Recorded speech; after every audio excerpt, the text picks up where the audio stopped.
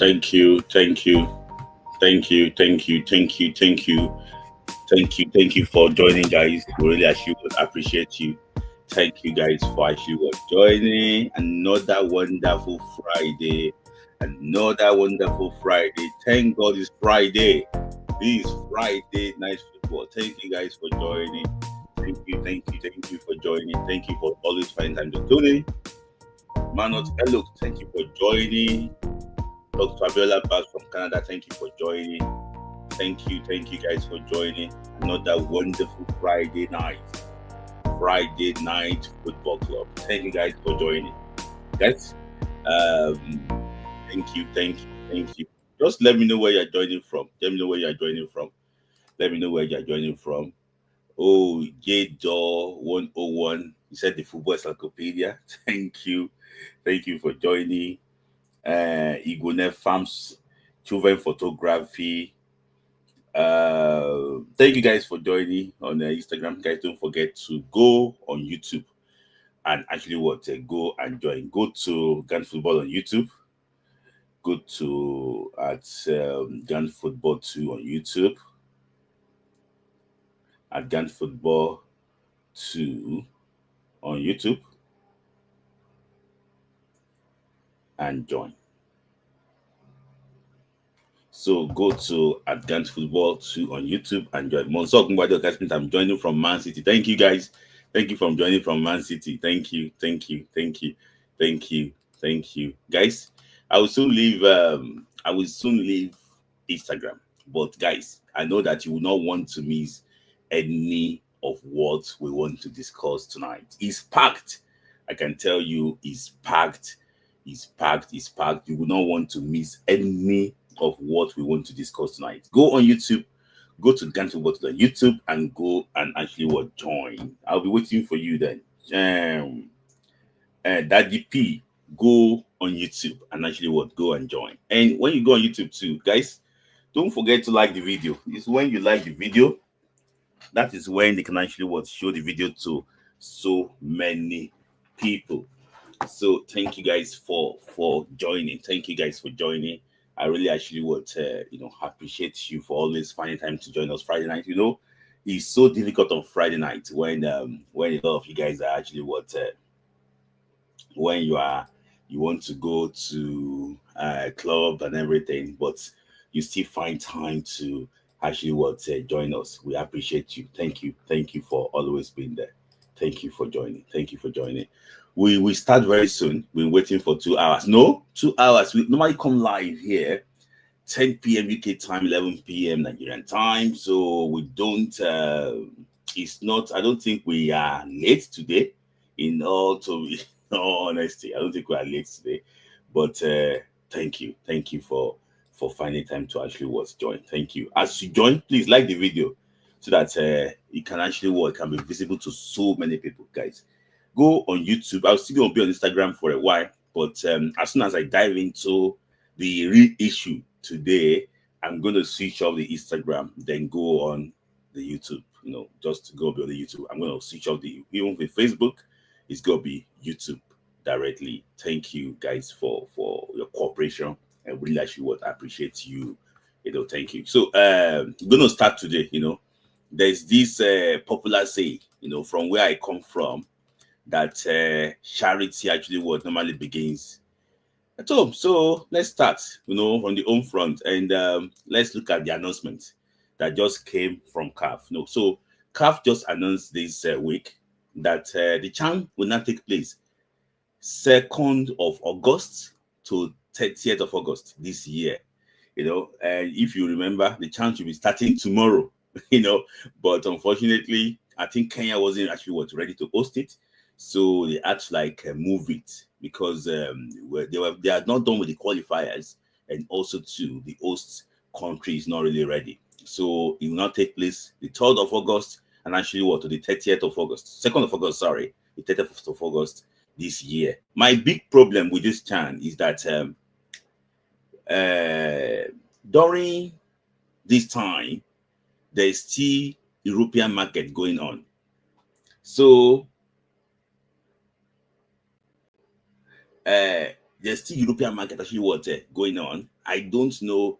It's going to be very hard for Nigerian to assemble a team. In my own honest, because some of these guys we want to move to different European clubs, and the timing of that competition might really actually what affect Nigeria performance. I just hope that they could do and look for a way to go around it and plan. Gita Fatokun, the guy you see in your picture here, Fatokun already moved to Al Marek in Sudan, so is no longer eligible to play in Chan. But I'm also hearing, but it's not official yet, that CAF they are trying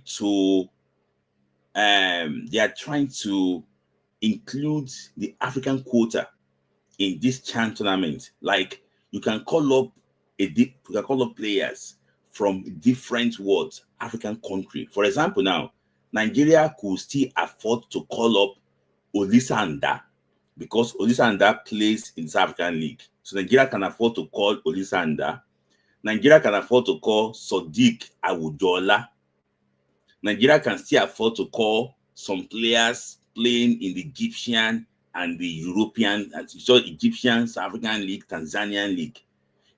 They are trying to bring maybe maximum of 5 players or so out of the 23 players that will be going for Chan tournament. So, do you think, guys, is it a good thing or is it a bad thing? CAF is just trying to include all these players in Africa too, to see exactly if they can actually add colors to the Chan tournament. So that's what they're trying to do. What I can say is that I wish them the very best of luck. So that is that on Chan. And another news too, this last week that I think it makes me happy. It makes me happy is the announcement that under 17 AFCON is formerly 12 teams. CAF down increase it to 16 teams. So that means that initially Nigeria finished second. Nigeria finished third in the last WAFU qualifiers. So Nigeria missed out narrowly from qualifying for the under 17 AFCON, around in April. But because of this increase, this is now like a big chance for Nigeria to actually to play in this tournament. This is a bunch of talented players, and I just don't want these generations to just wait like that. So because CAF increased from 14 from 12 to 16, I think it's a big chance for Nigeria to participate and do well and qualify for the World Cup. The good thing is this: if you can qualify from your group in this AFCON under 17, you are going to the World Cup. 10 out of 16 teams, 10 will qualify for the World Cup. So if you can just escape your group and qualify for the quarterfinals, you are going to the World Cup. If you finish third in your group, you also have a chance to qualify for the World Cup. You will go and play the third best placed team in other groups to see, they will pick 4 third best placed teams. They will now play like a tournament around themselves. The top 2 will qualify for the under 17 World Cup. So it's a big opening for Nigeria. I hope that we can be honest with our selection, select the best player, and make these guys actually want to develop. So, and looking at how they intend to actually split the quota, this is currently how they stand. Sorry, let me just say this: currently how the slots are shared. This is how the slots actually was shared. You can see that UNAV, they have 2 slots. West African A have 2 slots. Central African Zone have 2 slots too. But the issue, what I'm hearing basically is that they are trying to add more slots to WAFU, 1 to WAFU, 2 to WAFU, 1 to South Africa, and 1 to North Africa. So the Central and East Africa, I don't think they're getting additional slot because of the loss of withdrawal from that tournament. So, and the history too of West African team performing so well at the under 17, I think that one is giving them extra slots. So I just wish that so as it stands now, Nigeria will qualify, and also Gambia from West Africa A. Gambia will qualify, and Nigeria will qualify from West Africa B. So the boys, the coach already scouting the guys in Nigeria. The boys will be going to camp, I think, very soon, and I wish them the very best of luck. Watch out for this player, under 17. They call the player Daniel Ariri. Daniel Ariri is a younger brother of Barobu Ariri. If you remember, Barobu Ariri played for Nigeria under 20. Very good player, was Nigeria best player. His brother plays for Nigeria under 17. His brother is called Daniel Ariri. Watch out for him in Morocco this year. Fantastic player and the one for the future. So that is that about home front. So let me just try and actually move to actually to discuss some few things too. So there's been reports coming out from Turkey that a certain Nigerian player called Anthony Dennis is the Turkish FA. They're on the verge of naturalizing Anthony Dennis. He plays for Göztepe in Turkey, the high-flying club. I think they are fourth in the league table now. It has been very good for them this season. So the Turkish actually were looking for a way to, the report coming out that they're looking for a way to nationalize him and make him a full Turkish citizen. So it could play for the Turkish national team. So, you know, this situation is very complicated, and I will say it the way I say it. One, there is no connection between this guy and Turkey. This guy, maybe, I don't know, I don't know how they want to do it, but all these European clubs, they did it. They did it. Look at, I saw a Nigerian player in Malta. I saw a Nigerian player playing for Latvia. I saw a Nigerian playing for Albania. So I don't think that there is a connection between Nigerian players and Albania, but one thing or the other, they still look for a way to cap those Nigerian players. So this guy, he might not be highly rated now. Maybe when he make his next move to a top European club, that is when you will know him. He's definitely moving this summer. He's going, I think he's going to German Bundesliga this summer. So he's going to German Bundesliga this summer. So maybe when he start playing German Bundesliga, that is when Nigeria will know him better. But for now, I can tell you he's a talent. But how many people know Antonio Dennis in Nigeria? It's not popular because he's not playing the Champions League. He just came from Sporting Supreme, you know, the Sporting Supreme. So it's not popular. But he's a guy that just go and watch him. He's a player that can be. The position is a defensive. He's a defensive midfielder, a very combative defensive midfielder, a very combative defensive midfielder. You know, very tough in his tacklings. You know, good long range passes, and you know, very tidy in possession too. So you know, but because of where he's playing, people might not really rate him. Well, me too. I will not support him to be included to the national team now, but you know, he's a guy to watch out for. He's a guy to actually watch out for. So you know, I wish him the very best of luck, but I know that he should not play for Turkey. He should wait for Nigeria. You know, what connection do you have for Turkey? So let me just take some quick comments too from Instagram, and also guy on Instagram. Please don't forget, change to YouTube. But when we dive in, you will know change it to YouTube. So, August Smith, I'm joining from Man City. Mas Monzok Mwade, it's a lie. You are joining from Canada. Another for my main man say he will get here for you, my brother. Okay, thank you. Then Monzok Mwade again said we don't need Dunda, better players there. Also, another boy is there. Okay, thank you. Please hesitate to click and like. Thank you, I also for reminding them. Please go and like the video. It's when you like the video more, that's when they show it to different people. Guys, we were on 3,000 subscribers last week, but now we are now more than 4,000 this week. Thank you guys for sharing the video. Thank you for the views and everything. We really appreciate you. You know, I don't take you for granted. So Alex said that Anthony Dennis should follow Tokyo. Make it play for Nigeria now. Shaz Fashion said that what wing does he play? He play as a defensive midfielder. a very good defensive midfielder in that position. So John, you said that Nigeria losing players left and right. How NFF is just useless. I hope they can actually learn. Taiwo Ogunwa said that Dennis in Turkey scored. It even sounds awkward. Yes, but it's going to be there when if they call what's it called Shuba Akpom, the Englishman. There's no English name in Shuba, but they call him the Englishman. So it's going to sound somehow now.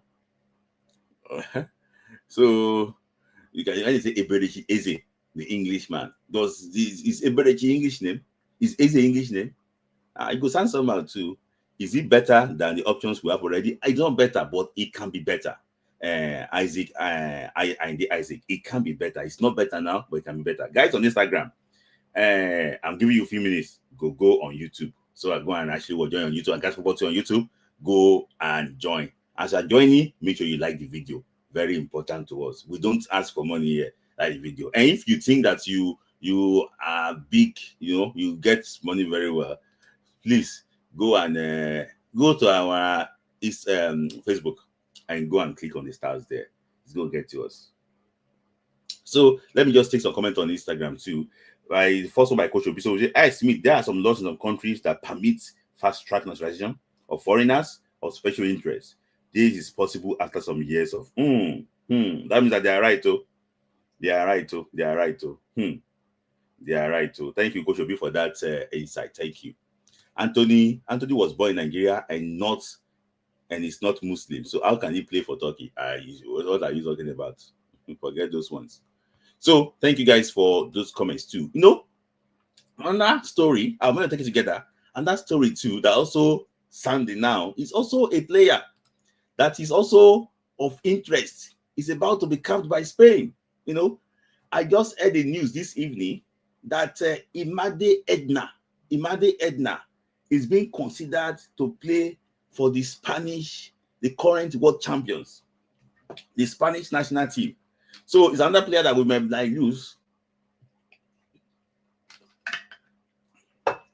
This is a player that wants to play for Nigeria. This is a player that drinks Nigeria. But in a country that you love so much, that people that are in that country they don't care about you. So people that cares about you are about to kappa. There have been discussions. It was the best player this last month in the La Liga Femenina. The same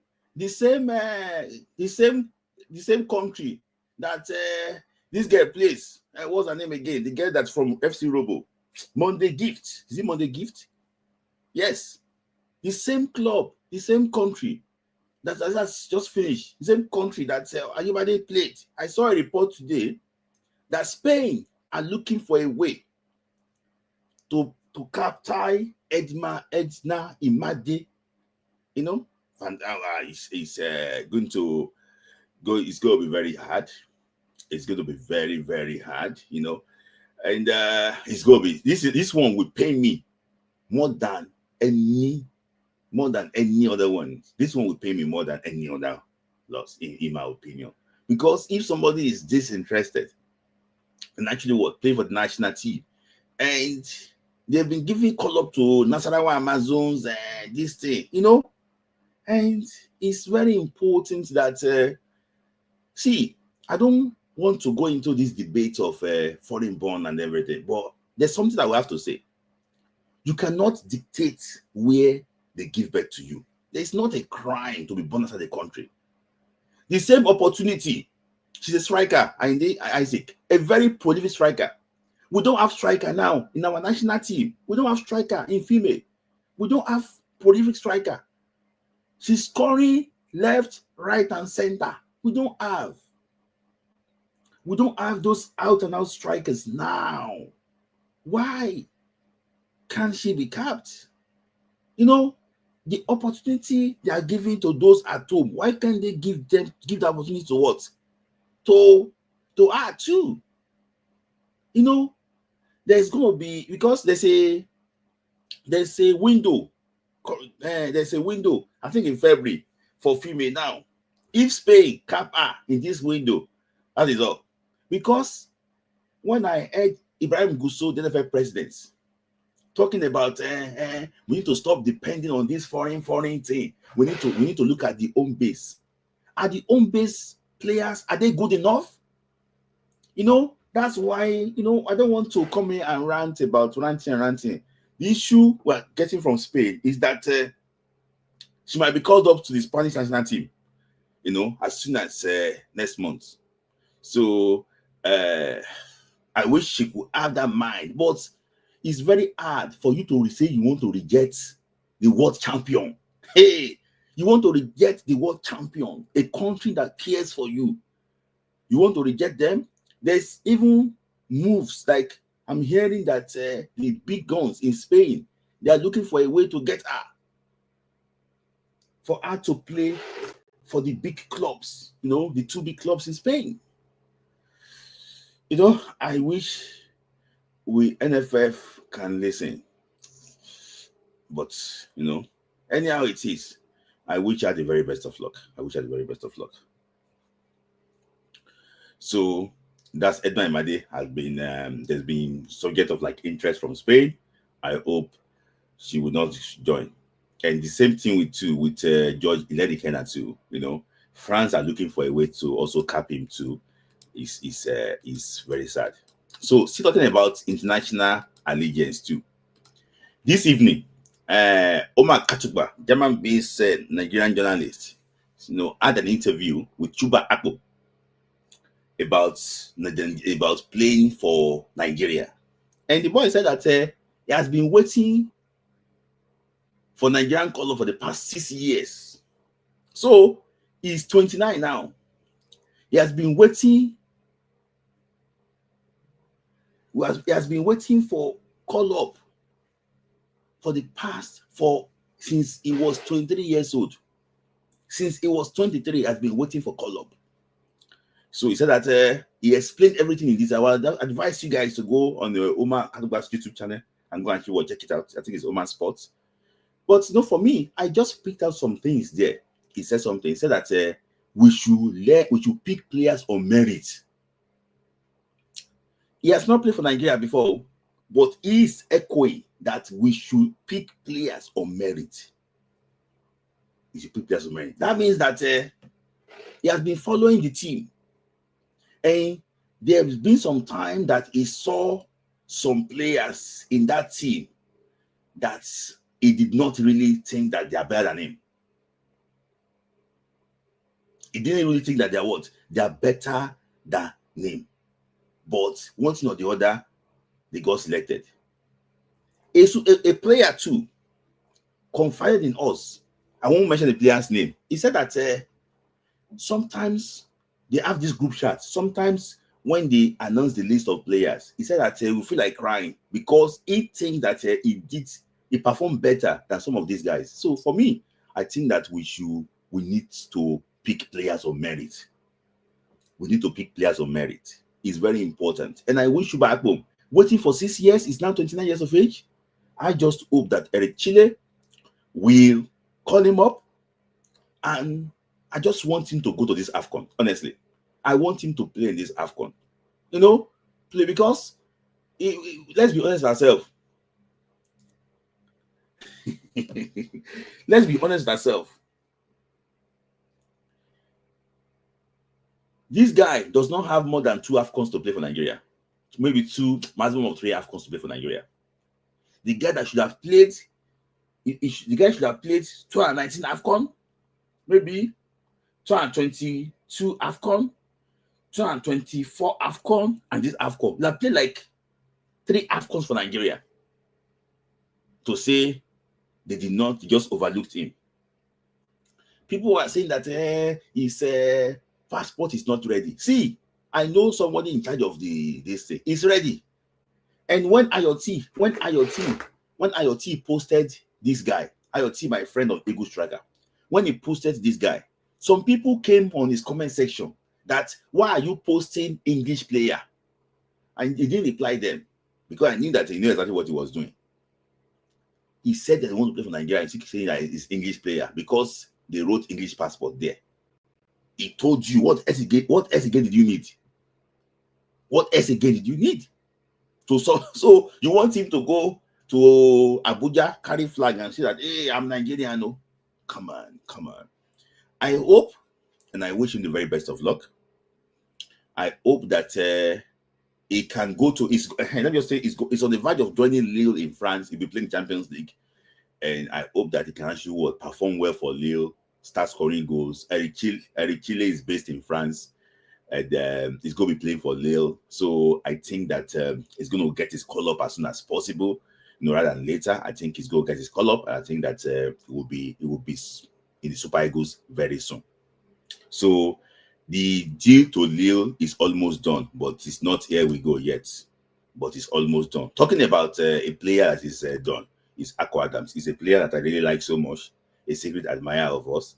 Fantastic personality. It was in Montpellier.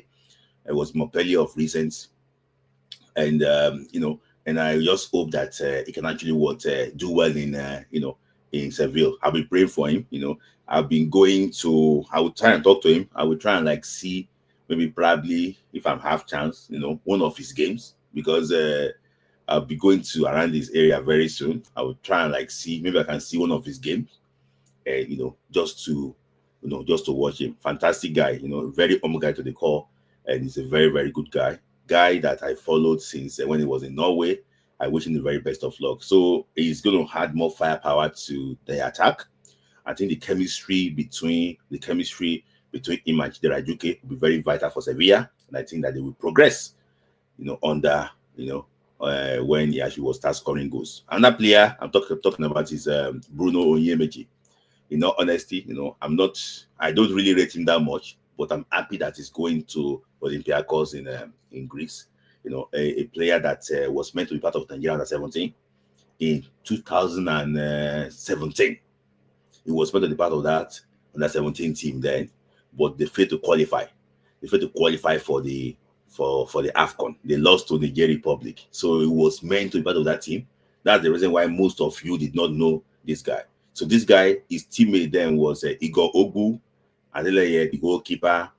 So they had few players there that are playing now that are part of the under 17 initially, but they did not actually qualify then. So a player that is going to be joining a club that are used to winning. I hope that he can actually contribute to the club now. At least he's leaving relegation threat in Boa Vista, and he's going to be getting more money in Greece. So maybe if he performs very well for Olympiacos, he might even be on his way to Nottingham Forest, because currently Nottingham Forest does not have a left back.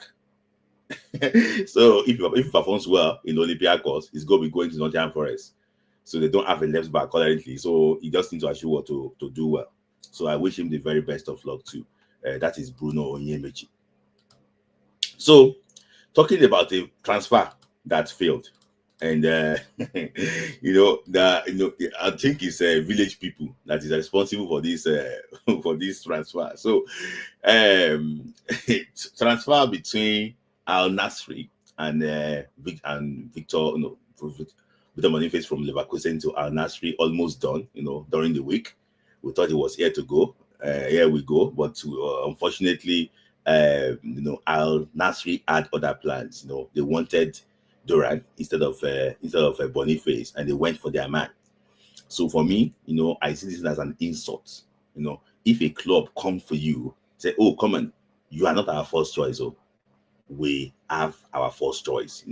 And for me, I think that I just hope that that thing would not really affect his confidence. Because how can somebody just tell you that, come on, you're not our first choice, so you're our second choice? And also too, and Bayern Leverkusen too, I think they did bad in this deal, to be honest with you. When you have verbal agreement is different from when you don't put pen to paper. So I don't know who handled the negotiation for Bayern Leverkusen, but I think they got it wrong.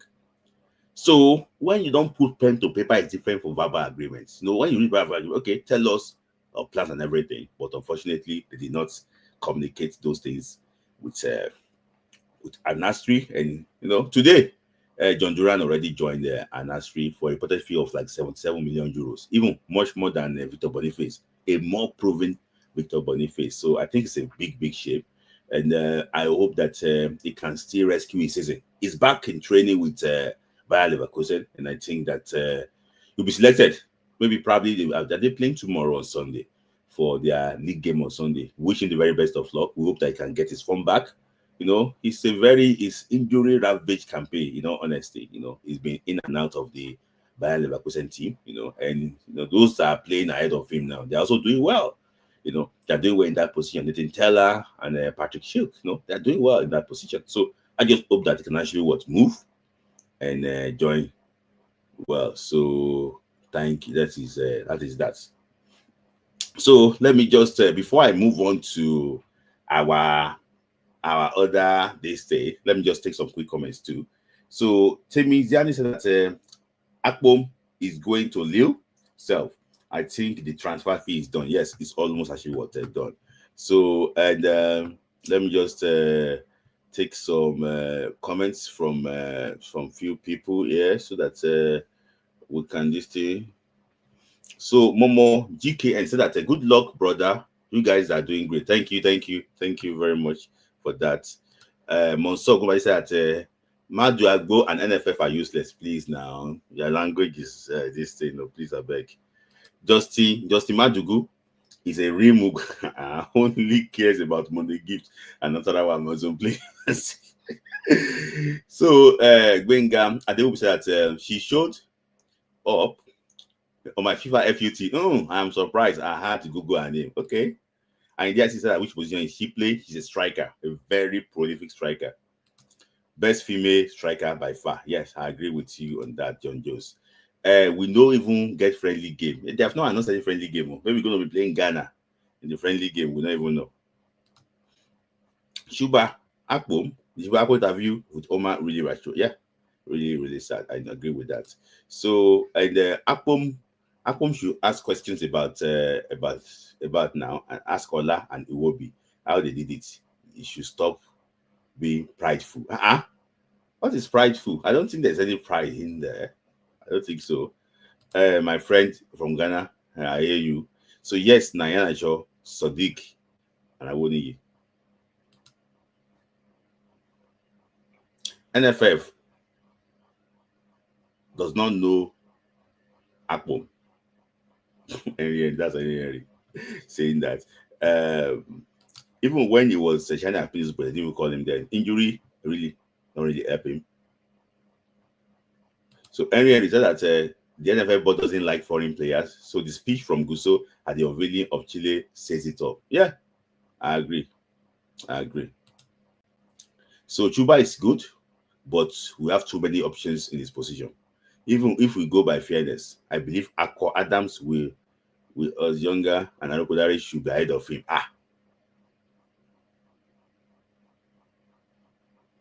Yes, I passed his prime. No, I don't think so. In all honesty, I don't think so. I think he's playing a more competitive league, and there's more to his game than those who you mentioned.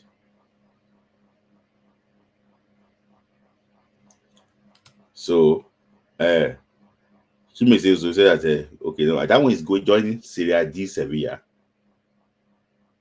That's what I said. We have lost so many players like this by not giving them a call up. Some of these players we claim we lost. Yeah, Akpom is very good. Yeah, Akpom is a very good player. So, guys, so I just want to I've already discussed about the AFCON draw. I already talked about the AFCON draw. Just to tell you that the hotel and everything for the national team is now ready. The first it's going to be played in first, and I think the hotel is ready. So if you want to be part of we're going to try to launch an AFCON campaign. If you want to be part of our AFCON campaign, let me know. We want to have like an AFCON campaign, those that will go up in the stadium. If you want to be part of it, especially those in Europe, those in Canada might not, America might be struggling to come to Europe. If you want to be part of it, we have some few people on ground already. Let us actually know. we'll be discussing about Nigerian players and everything, during the AFCON. There's going to be spectacular content coming during the AFCON. What part of the AFCON program? Let me know. So the hotel is ready. I don't want to show the hotel to give them free advert. The hotel is ready. Everything that she was ready. I hope that Super Eagles too are also ready.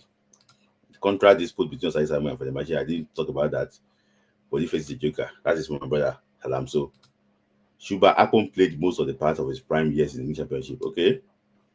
Felix Agu has been showing interest in playing for Nigeria for Super Eagles. Yes. Baba, I'm 100% done. Let's know how he can align. Okay. Okay. Yeah, no problem. We're gonna actually look for, especially if you are living in the UK, the flight is £70. So I don't think it should be a problem for you to actually come and join. In fact, sometimes I'll go and watch the game and come back. Come back to Manchester or things like that, because during the festive period, I have to come back. So guys, those on Instagram, you can go on YouTube now, because I'm going to switch off the Instagram now. Go on YouTube again, but on YouTube, go and start watching on YouTube. I'm going to switch off the Instagram now. So thank you guys for staying with us on Instagram. At least I'm done. I'm moving on to the main discussion. That's the reason why I'm switching off Instagram. So go on YouTube and go and join on YouTube. Thank you. Let me switch off the Instagram. So guys, see you on YouTube. Go on join on YouTube. Thank you. I'm gonna switch stuff down. Yeah, go and join. Yeah. Thank you.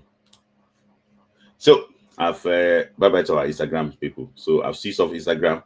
So we are just on YouTube here. No, this time maybe probably let me just try and switch off Facebook so that we're gonna be live here, only here. Save changes. Yeah, only on YouTube straight away, not even on Facebook. So guys, go on YouTube and actually go and join. So Morocco. So I'm done to update me. Okay, collaborate. Okay, well done. Yes. Yes, where you could go and flight is £45 from London. 45 pounds from London. TC Gogo. Yes, 45 pounds from London. That is massive.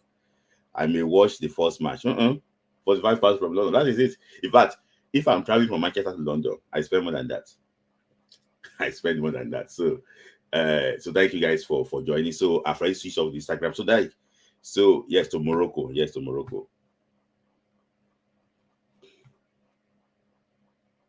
So guys, so now we want to focus on our player focus here is going to be someone that have been performing well for his club side in the German Bundesliga, and is no other person but actually Nathan Tella. It's not that person but Nathan Tella. So we want to look. That's our player focus today. Best attributes are pace, finishing, passing, acceleration. That's his main attribute. Dribbling to ball control, defensive contribution. Okay, already there. So weakness area, there strength and offside awareness sometimes, but now he has linked that. So the age and everything is 24. I think it's 25 now. So let's just move on to what Tella is about. I'm going to describe this guy for you very well, so you know that. See, that's why Vincent Kompany wanted him so badly with Burnley in the Premier League. When Vincent Kompany joined what's it called, Bayern Munich, they wanted him to come. There'll be rumors about that, but let me just explain some few things about this guy. Why I think this guy is actually very important. Why I think the guy is fantastic. So this is Nathan Tella against Wolfsburg in German Bundesliga. You can see him. The guy in guessing number 14 there is Patrick Schick. Though I like the way Bayern Leverkusen normally actually was set up the attack. But what surprised me about Tella is is anticipation. He knows where the ball will drop. He knows already where the ball will drop. He knows exactly how to attack the ball. So I can tell you that he was even ahead of Patrick Schick. He went to the blind side. Can you see? He went to the blind side of the defender. That's why I said that in Super Eagles, we need to play with system. Not for you to put this guy where go and be crossing the ball to Victor Osimhen. No, this guy have more to their game than just to go and be crossing the ball. Can you see? He attacked the blind side of that defender and he scored. Can you see? This is one of his finishes too. He to the roof. He nearly took the roof out of that net. The same thing too. He's got this finishing like this type of finishing from this position. Fantastic guy. You know what I like about this guy that people don't know is his ability to know the right time to pass the ball. A lot of people don't see that one in him. That makes him like a different, if you are a striker and you can give true passes like this, come on, true passes like this. It's not once, not twice. I can't show you all those clips, but the weight of this pass and everything, spot on. So this was a very good. You can see he played the ball. He saw the run of Adli, that was a Moroccan guy, and the guy saw it. Look at this pass again. Can you see? Look at this pass again. This was against Bayern Munich. This was against Bayern Munich. You can see the weight of that pass. This was an assist. The weight of the pass. The weight of the pass, just to tell you, like I like how I wish Boniface too can do all these things in all honesty. But this guy is just overlooked. He's just underrated. Against Bayern Munich, they won this game by 3-0 against Bayern Munich. You can see that pass. That was for Grimado, and before you know, they say the rest is history. They scored from that. That's for that. Can you see? I told you about his runs. Look at this clip I showed you. Can you see? The way he anticipates where the ball will drop. That is one strength this guy has. But look at this boy again. Can you see? He's here. But he's running through the blind side of that defender again. The way he anticipates is wrong. And I can tell you, this was a goal. I couldn't show you the picture of all this, but this was actually a goal. It just the cross came there. He knew exactly where the ball would drop, and before you know it, the ball actually nestled at the back of the net. So it's just his intelligence to his game is what really makes me fall for this guy. This is one of his finishes too. I told you, customary finishes. At the right side, the back of the net. Look at the pass. Can you see? Look at this pass. Look at this pass. You can look at this pass. It was under assist. Look at this pass. So it's one of the things that I saw in his game that really actually makes me fall for his game. A lot of people don't know that he could pick pass from this area now. He saw that guy making that wrong, and the pass was spot on.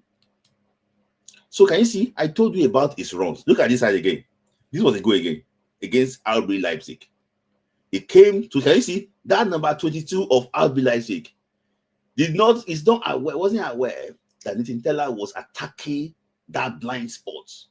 Can you see? The ball just went, it just came in, and he scored. That was his goal against what? Against RB Leipzig. So can you see? This was his cross, the last minute's cross. Against that they won one game. They brought him in. He crossed the ball the last minute. Patrick Schick scored this goal, and the rest say his entries. For me, I just think that that's about Tella.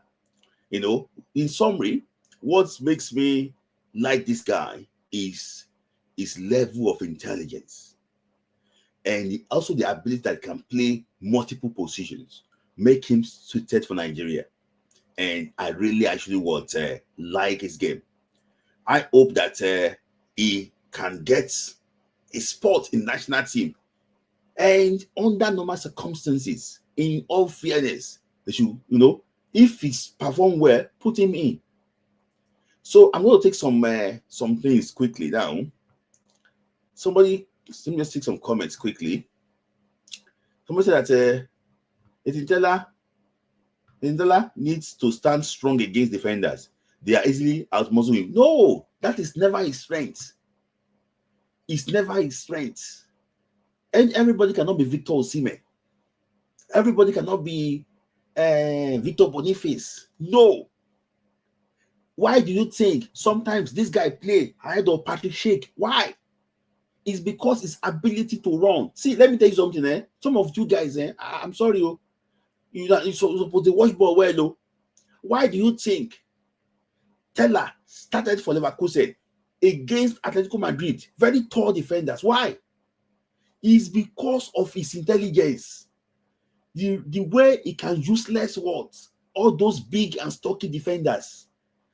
It's not all the time that you have a defender, a player, a muscle. No, sometimes you must be intelligent to run past defender, to escape upside trap, to go to their blind side. That's what you call intelligence.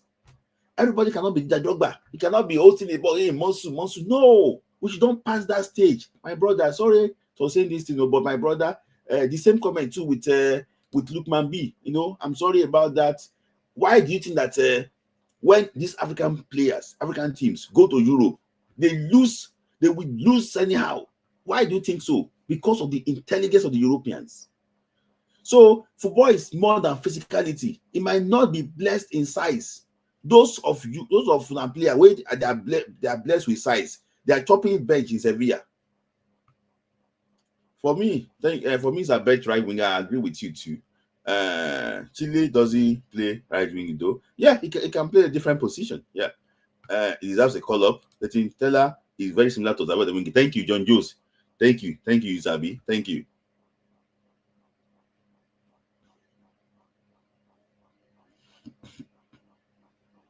So he deserves a call up. I think Eric fits the diamond midfield. I think that, yeah, I agree. You have even talked about Tella's speed. It is rare that it's fast match football brain. Yes. If you have FIFA, it is FIFA 20 high potential. Yeah, Oscar doesn't have strength. Yes, Nigeria think football by strength. Yes, you think football is by strength. I agree with delegates, but African soccer is very physical. That is it. I will show you. See, guys, just stay tuned. I will show you how we will beat Rwanda now. Just hold on. The final segment is about Rwanda. Just hold on. I will show you some few things. Just hold on. Everything is not about physicality. Just hold on. That is one that is killing Nigerian football. The Eguavon with physical. It's not. It's not. Thank you. My worry is ref not making technical calls. No, forget those ones. Ref will make good calls. So that is why I think it's not as if this thing, I'm being emotional about it. But I just want to also go to some few slides about him. I don't know, maybe I should add this on. So it's I want to see, maybe I should add this on, because there's some things I didn't even pick it up. I didn't pick some of the tactics. I didn't pick those ones up. So look, man, forget strength. Next AFCON with VR. Yeah, I agree with you. I just think that we should look at that. It's intelligence. So for me, in my own opinion, the summary of it all is this. I think that it should be called up. And if it's not good enough, it should not start. But give him the chance to come and prove himself. Some of the guys you call up here, they are not doing half of what Tella is doing in this club. The excuse I hear from people is that, national team experience. Forget those ones. A player came online to say that he's playing in Bahrain. He said, because I have experience, they should call me. He was playing in Bahrain, was it Bahrain or Afghanistan? That's where he was playing. He said that they should call me. Which experience? Experience my foot. The same player I heard from Transport. Like I got one insider there. Tells me that the knee of that player don't destroy. Some of these things I just feel that you call players fit, call players that are committed, and I believe that we also all benefit from all these things. That is actually also my take on that. So I think he's a guy that can play multiple positions. It's a guy that can come in and even play as a right wing back. It's a guy that can even play up front if you want to play high press. I will show you some few things now. So thank you guys for joining. Please, guys, we are like 70 people watching this thing. We are 70 people watching this thing, and I only have how many likes did I have now? We have 26 likes when we are 70 people watching this thing. Thank you. Moroccans are not strong, but they are beating us anyhow. They're beating all these teams 7-0 anyhow. They are not strong. So we should leave more than strength. The Tiamino that is very strong. What did he play for you in the World Cup qualifier? Who else again? This thing. What's it called? Sadiq Bending. Sadiq Ismail Sadiq. That is very strong. What did Ismail Sadiq play in the World Cup qualifier? We should look past all these things. Which strength does he play? What did he play? So honestly, the way all these gritty old Nigerian players, which is to record to the Super Eagles, I respect Mikel Obi for working on the Super. Yes, some people think that Super Eagles is their entitlement. I've not retired yet, so I can still get called up. Oh. Imagine. I don't know if they. I don't know. Imagine they are wishing to be recalled. Imagine. So that is that, guys. Thank you guys for joining. Let me just take some comments. Okay, I've already taken the comments. Thank you guys for stay tuned. And so the final part of the program now is actually what. So let me just take this. The issues that are actually what I was asked just to press like a button. So it is not stressful now. I beg, make the like. If not them, skit makers now. You don't get 200 like. Yes, guys, like. When we missed Madueke, I stopped following Nigerian football now. I don't care anymore. Bending, what a nickname. Okay, imagine playing Super Eagles from Bahrain. Guys, please like the video. It's not like some people are just here. 34 likes. Okay, thank you. You are doing better. You are doing good. Like and share. Well, no, we're now up to 70, watching this thing, and only 34 likes. Please, 65 watching now. Please, like I like the eye that we have a lot of people watching today. 70, I think this is probably the highest I've seen. 70 since we started this new channel. So thank you guys for that. But you still have one job, like. So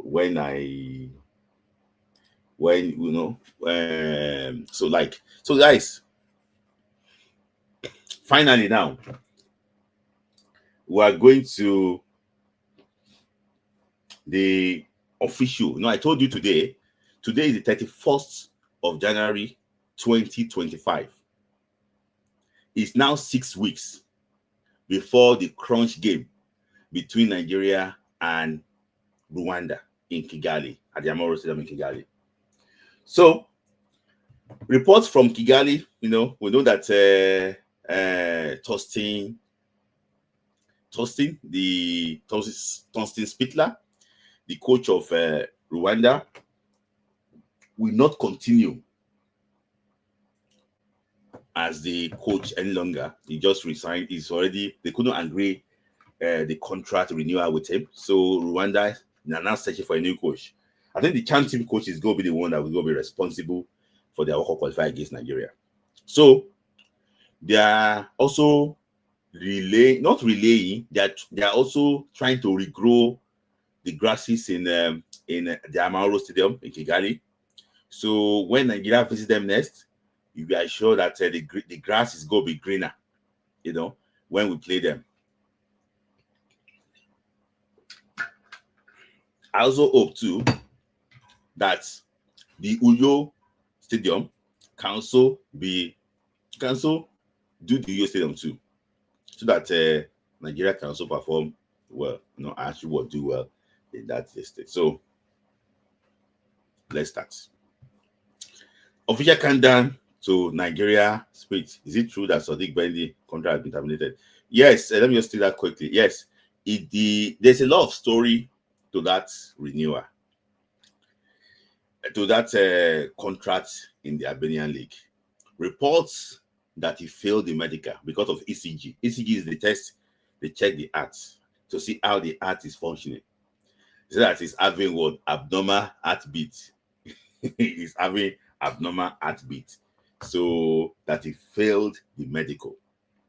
But I know why he did not actually want to join the club. But it's just because it's a privileged information where he played information. That is the reason why I will not say it. So let me just take this comment from this guy. I'm being biased here against Zimbabwe, but he had to be solved in the first half break. He was later invited but turned it down for family reasons. Abdul Abodurin Abayomi, if you don't know the full story of something, don't comment. If you don't know the full story of something, don't comment. Family reasons. He didn't turn it down. He was excused. He didn't turn it down. It was actually what? He was excused. Players have rejected national team call-up before to attend to family issues. Players were released from Super Eagles camp because of what? Family reasons. Anything family is private. You don't have any right to question his commitment. I'm sorry, this is a null and void. You said against Zimbabwe, it was sold out after. How many players had a good game against Zimbabwe? Go and check the game. I watched the game twice again. How many players had a good game against Zimbabwe? How many players had a good game against Zimbabwe in that rubber pitch? My brother, I meant Tella was subbed over at halftime against Zimbabwe, but played nothing. How many players played something? How about doing Abayomi? If you are being sincere with yourself, stop being biased. Let me just move on. I don't think I need to take your comments this thing. Let me just move on from this thing. Which bias? Who are you to say that I'm biased? Who are you to say I'm biased? This thing. Go and check the record. How many players? How many players played? How many players were good in that game? How many players were performing well in that game? How many players were bonded out? This was all considered a very horrible goal. Wasn't he called up again to come and play? Make una beg. I don't want to dive into argument or things like that. I'm sorry about being emotional about that, but just try and use your words about doing Abayomi very well. Because if you watch that game very well, I watched it very well. The first half was horrible. And I know the inside story to that game. They were lucky not to lose that game against Zimbabwe. I know what they went through before that game. That game was like a life check. The car in front of them, that game had an accident. Tella played rubbish against Zimbabwe and was subbed off in the first half. But it was same Iheanacho that saved us.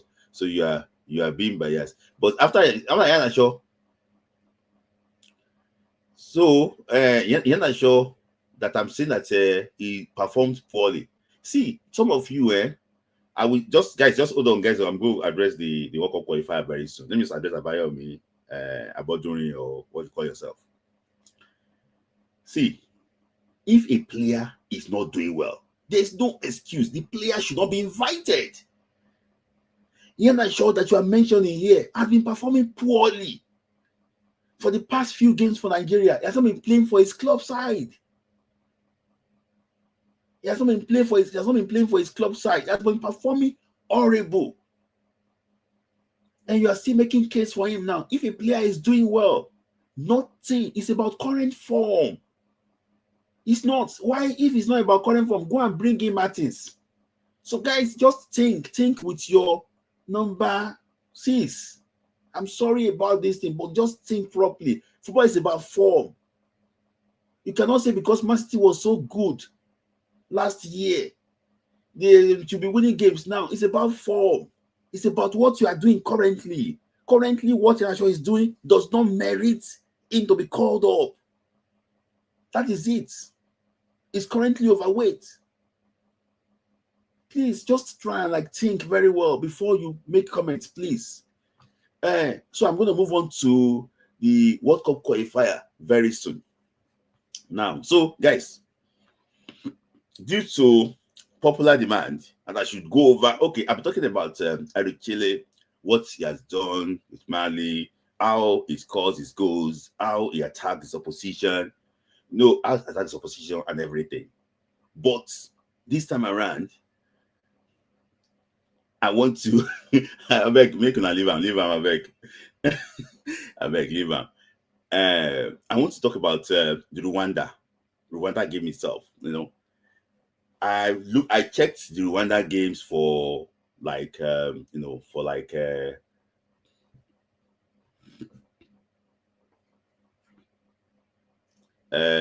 I'm not listening. I'm not going to respond to him again. Let me just leave him.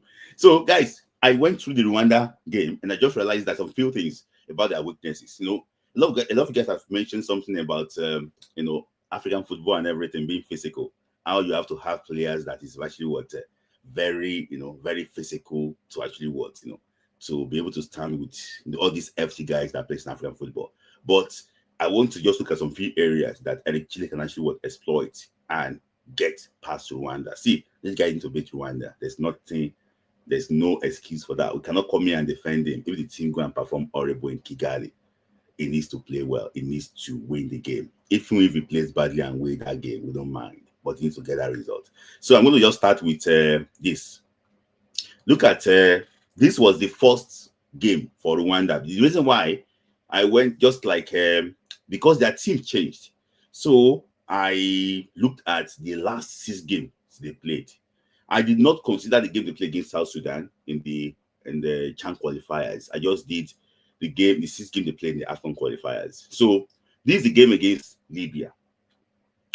What I want you guys to know is that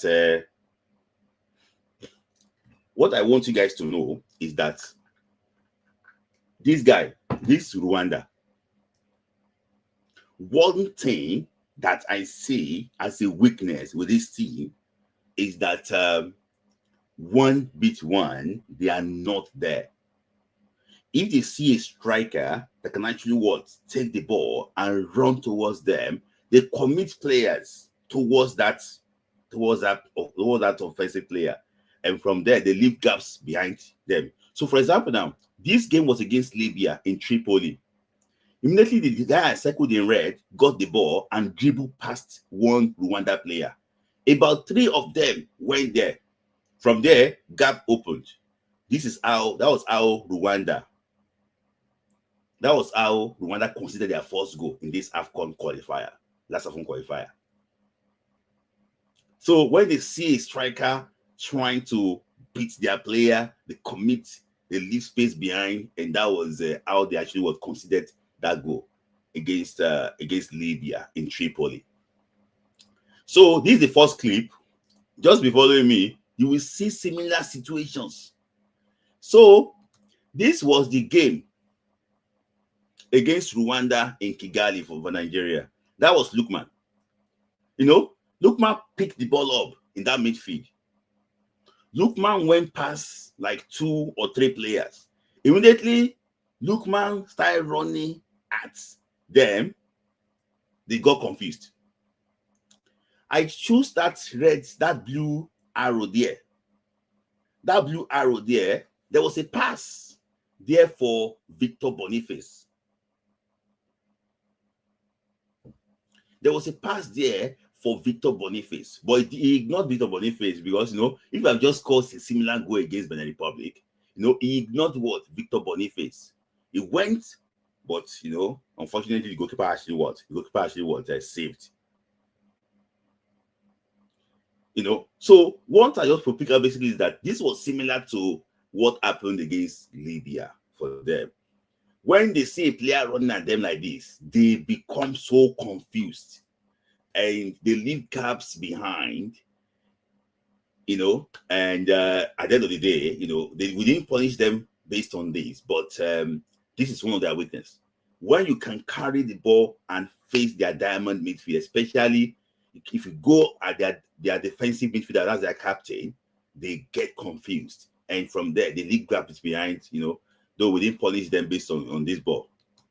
This was the first goal against Benin Republic. Benin Republic, we have to give them their flowers. They are very strong in set pieces. If you watch them against Nigeria too, they also, they are very good in set pieces. So they score this set piece against what? Against Rwanda. But this was one of the key features of that game too. I think Genetro too, a very good tactician himself, if a very good that knows exactly the weakness of his opposition. So many times in this game, Benin Republic against Rwanda, you will see the Benin Republic guys taking on the Rwandans, committing them. So they were causing them problems by trying to dribble them. Benin Republic was trying to go after them, making Rwanda to commit. In all honesty, they lost this game by 3-0. So this was just a typical example. They were going with Olaiton.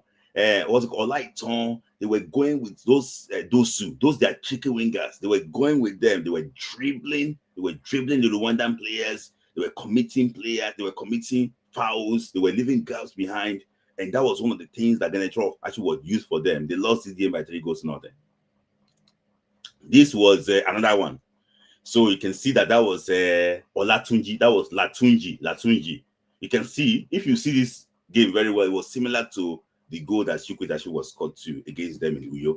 So they committed to the guy. When you face their defenders like this, they are not good with the legs. In all honesty, what stands out for them basically is that when you cross the ball, they can repel it. When they come, they challenge you. Like what you guys were saying, like Taiwo Okwade, what you were saying that, we need physical players. They are comfortable with the physical players because they can go in that physical battles with you. When you cross the ball, they are there. When you cross the ball, they are there. They can tackle you with those, when you come to them physically. But the issue is this: just play the ball on the ground.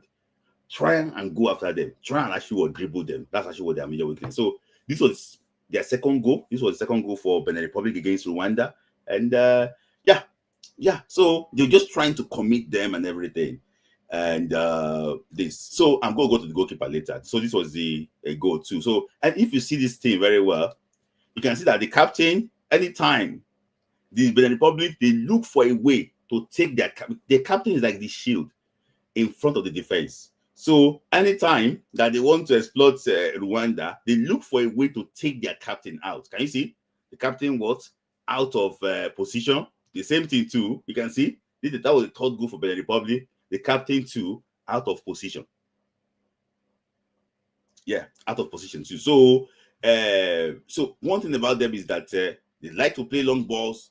They like these pressing balls and everything. But the moment you start going after them, trying to dribble them, they commit, then it's going to be a big problem for Rwanda. So this was the return leg between Benin Republic and Rwanda. This is Rwanda. This was their captain that plays for Augsburg. Can you see? The same thing too. It was trying to dribble. It was trying to dribble the three defenders. So indirectly, they were focused on just one ball. Those ones were focused on one ball. They were not tracking the runners, the Benin Republic runners. And that was how Benin Republic scored their first goal in their away game. Can you see? 3 of them were focused on just one player. The 2 guys, number 18 and number 8, were already trying to make runs on the blind side. So the major problem they have is that the over concentration of they concentrate themselves on when they see that there's a danger, there's a guy trying to dribble them, they overload that area. But if you are a very good dribbler and a very smart passer, my brother, with these people will suffer. So you can see this. This was the captain again. Can you see? The captain again was actually what they took the captain again out of the game. This was Libya against Rwanda in Kigali. They took the captain out of the game, and rest is history. So immediately they start running at them. They were confused. They don't know exactly what to do. And this was the goal. Libya beat Rwanda in Kigali by 1-0. So Libya went to go and beat them in their own ground. Though. So for me, I just think that that's some of the secrets. We have better players than Rwanda. We have players that can take them on. We have better dribblers. It's just to have the art. For me, when I saw Simon trying to cross the ball, and this thing trying to cross the ball to Osimhen, cross the ball to Boniface, no plan to dribble these guys, to go past them, no plans to make sure that they wet their pants, no plans, it's really, really a big shame, and you can see that immediately that guy entered the box, two of them went past him, went with him, and they actually was scored. Libya scored through this. So this was Samuel Chukwueze. And you see, I think he also realized that he picked the ball from the midfield, he dribbled nearly all of them. The moment they realized that Chukwueze is handing the ball, all of them went for Chukwueze. He dribbled them, he actually was caught. So the secret to beating this Rwanda team is that, one, try and look for a way to take their captain out of the game. And secondly, two, try and beat them 1v1.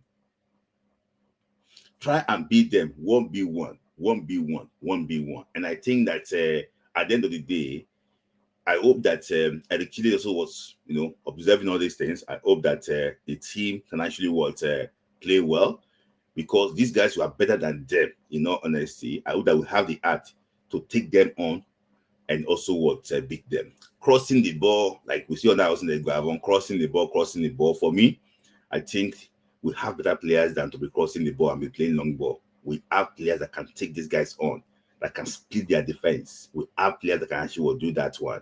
We have players that can press them on the ball, that can run past them. We have players like that.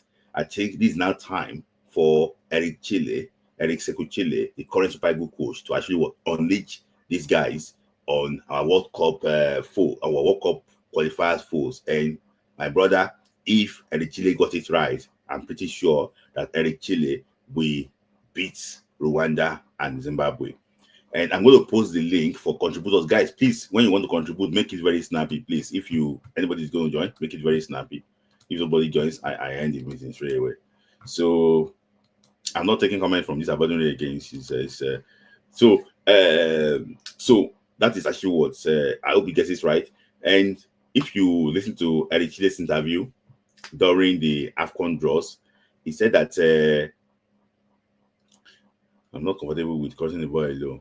It's time to unleash this thing. So if you look at his interview on what's it called during the AFCON draws, he wants to win this game, but he said that there will be more changes to his call up in June and September, but he will still call some of the guys that played the last AFCON qualifiers to come and play this one. They need to now prove to him, just want to change some few things. They need to prove to him that he can actually perform well. Then we'll now look for how to change the team. So this game against Rwanda, he's already had his own game plan. According to report, he's already had his own game plan, and he already communicated his game plan with the key members of the national team. So he already communicated his game plan with key members of the national team.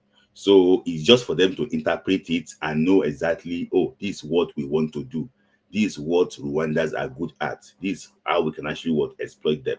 And this is how we can actually win. So for me, I think that if he gets everything right, we'll be smiling next month. No, not next month, sorry. I think we're still in January. We'll go with smiling in 2 months' time, when we take on Rwanda in Kigali. For me, I think it's the most important game in the qualifier series. A win against Rwanda in Kigali, I think we are back on track. We're going to be having 6 points, no matter the result between South Africa and Lesotho, no matter the result between Zimbabwe and the Republic, we'll be having 6 points. So, which I think that that's going to be the first win. And if you can beat Zimbabwe too, that's going to be 9 points. At least we have some points on this thing.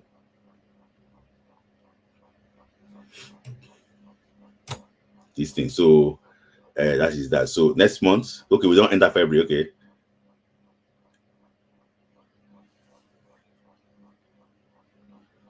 so that is that. So let me just take some quick comments too. See, I don't want to go into conversation with this person. See, uh, don't say it's next month. Thank you. So if you want to join, send your. It's not as if when I want to end the live, you guys will not send. You not send the request to. Okay, thank you for joining. I know that our regular Friday contributor is because of us that he's not sleeping yet, so he wants to listen to us. So that's it. So let me just take comments. So see, let me just say this comment so that all of us, if you can critique a player, you should be able to see. I'm not saying see, I'm not new on this media space. People come and abuse me. See, go and check IoT's post. Go and check my Go and check Nigeria FC podcast. People abuse me. People do everything. I don't care. But the issue is we always stand on the truth. If a player deserves to be called up, he should be called up. If they don't deserve to be called up, he should not be called up. Well, cannot if a player like he get connection, if a player like his head is, he should not be called up if he's not performing well. So there's no way I would say Yana should be called up for the national team. He's not fit to be Super Eagles players now. So let me just ask. So I'm not so as if biased, but so let me just so I have my first guest. So Adibo, and thank you. I'm going to just take everybody in once after. So just so that we can be fast. So Yeah, good evening. good evening. Good evening. Okay. Yeah, So, yeah. Contributions, yeah. first off for Chuba Akpom. Yeah. Was someone compared Chuba Akpom to please remind me to one player. If you saw the match yesterday, Chuba Akpom and against Osimhen them, Chuba Akpom changed the match for Ajax because Mm-hmm. the guy they took out for Chuba Akpom, I don't know, I've not seen that guy's game, but Chuba Akpom changed the game entirely for Ajax. Chuba Akpom was playing exactly like say I would say this Chelsea star boy, the one with ice cold or what's his name? And Palmer. Yes, because you can't come if we have Chubakpom in that team. I don't know the best position he can play. Oh. I'm Mm-hmm. not sure he can play forward Mm-hmm. because of some players we have, but he's a good addition to Super Eagle. And the chemistry between him and Iwobi, hey. God, the guy is too sharp and he has a beautiful flair. Mm-hmm. And then as for the Super Eagles, I believe strongly that we are going to qualify for World Cup because if we win these first two games, Rwanda is on top of us. Mm-hmm. So if we the rest are just going to beat themselves, draw. I believe all these other teams are still they still have one or two draws in between them. So we Mm-hmm. just need to win our own game and then Mm-hmm. we are qualified. Yeah. So I'm very, very certain we are going to World Cup. Yeah. 100%. Yeah. Yeah. So So that's my own. what's your comment about I know that I mentioned a player, I know maybe you know the player, Edman Imade, fantastic young player in Yeah. Spain. Spain is about to cap they want to cap her because she's performing well, one of the best players in the feminine La Liga. She wants to play for Nigeria, but we might be looking out to Spain. But what do you think about that too? Well, kudos to you guys, you and IoT. You made me fell in love with Female football. I watch women football, but you know, going into some players I don't know necessarily, but I heard the name first from you guys. Okay. She's a lovely player. But Okay. one thing with our administrative whatever is that I don't know how they choose player. Maybe these guys, their fathers know how to, I'm not saying I'm not saying Lukman has paid his way in. But Mhm. when Lukman was about coming into Super Eagles, I Yeah. overheard his dad saying, "Oh, I was going to see him in Ikoyi to see Yeah. that Baba Dolori Fufu in Yeah. Ikoyi," and then uh, uh, eh, I'm not saying Lukman paid his way, but you know that is to say how the runnings of integrating players into Super Eagles. Their father get involved. These our old people get involved, and then they meet in one big restaurant in Ikoyi. They Mhm. eat and talk about it. They finish the deal there. So if you don't have that kind of link, I Hmm. don't think you might be able to easily integrate in that team. With Except the you. way they say these things, sometimes they just jab. They don't know we the Yoruba say sorrow, but Mm. we that know how to understand conversation, we Mm-hmm. would read it into different meanings. Mm. So maybe these players that are lacking the call up, maybe this is what they lack, which is sad. Mm. Mm. Mm. So I yeah. agree with you. You can see hold on there. Chris, your thoughts too. Let me just take it. We had ask myself one question. Chris, you can meet yourself. Hello, guys. Yes. Good evening, everyone. Good Good morning. evening. Good afternoon. Yeah. Um, um, about the situation in regards to Chubabom. I was watching an interview with he did with Omar, and him saying that he already switched nationality like how many years ago, and Mm-hmm. he's been waiting. I don't think we can really be mad about him not being called up because when Osimhen came into the scene, I don't think anybody was looking at another striker again because the way Osimhen came in, it Mm-hmm. was something that nobody expected, Mm-hmm. and and that also made a lot of everybody made a lot of us not even notice anybody that was doing anything else again. Mm-hmm. You understand? Because even this guy at United striker Joshua Zixi, Mm-hmm. when they asked him about representing Nigeria, he also said something about that. Mm-hmm. Nigeria have a lot of strikers right now, like Osimhen also. There's a lot of competition there. So some of these guys also, it's not like as if we just intentionally ignored Yeah. Chubabom, Yeah. but the strikers we have is right now I mean back to back African player best player of the year, and they're Mm-hmm. all attackers. So you can understand why he hasn't been called up. Mm-hmm. And about I saw the about me guy that was dropping the comments about being biased and stuff like that.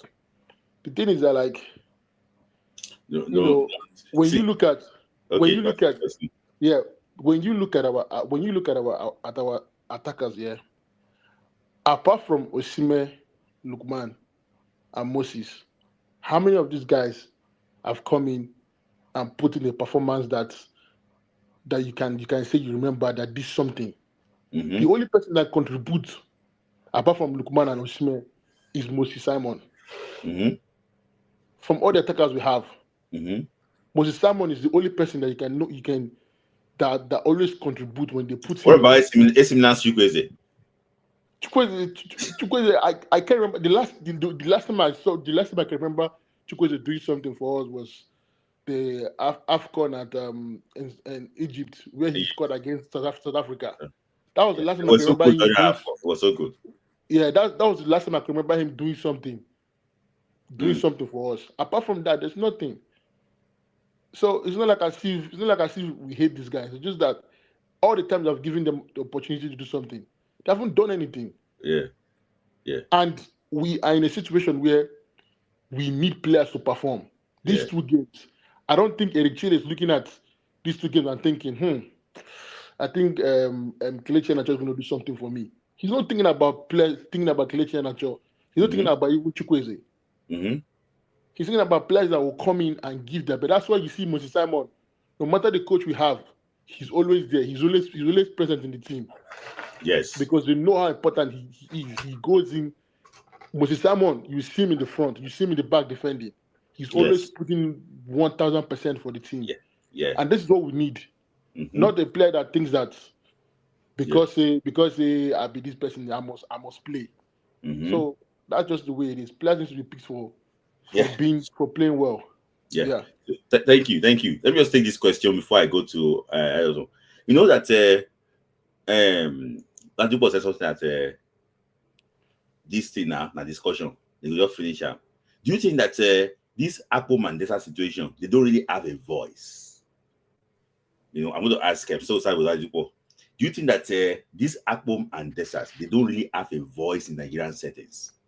That is what is limiting them. Because we have that he mentioned something. People don't take note. Say we should call players on merit. He said that we should call players on merit. That means that he saw some names on that list That is That you not think as that good as he is.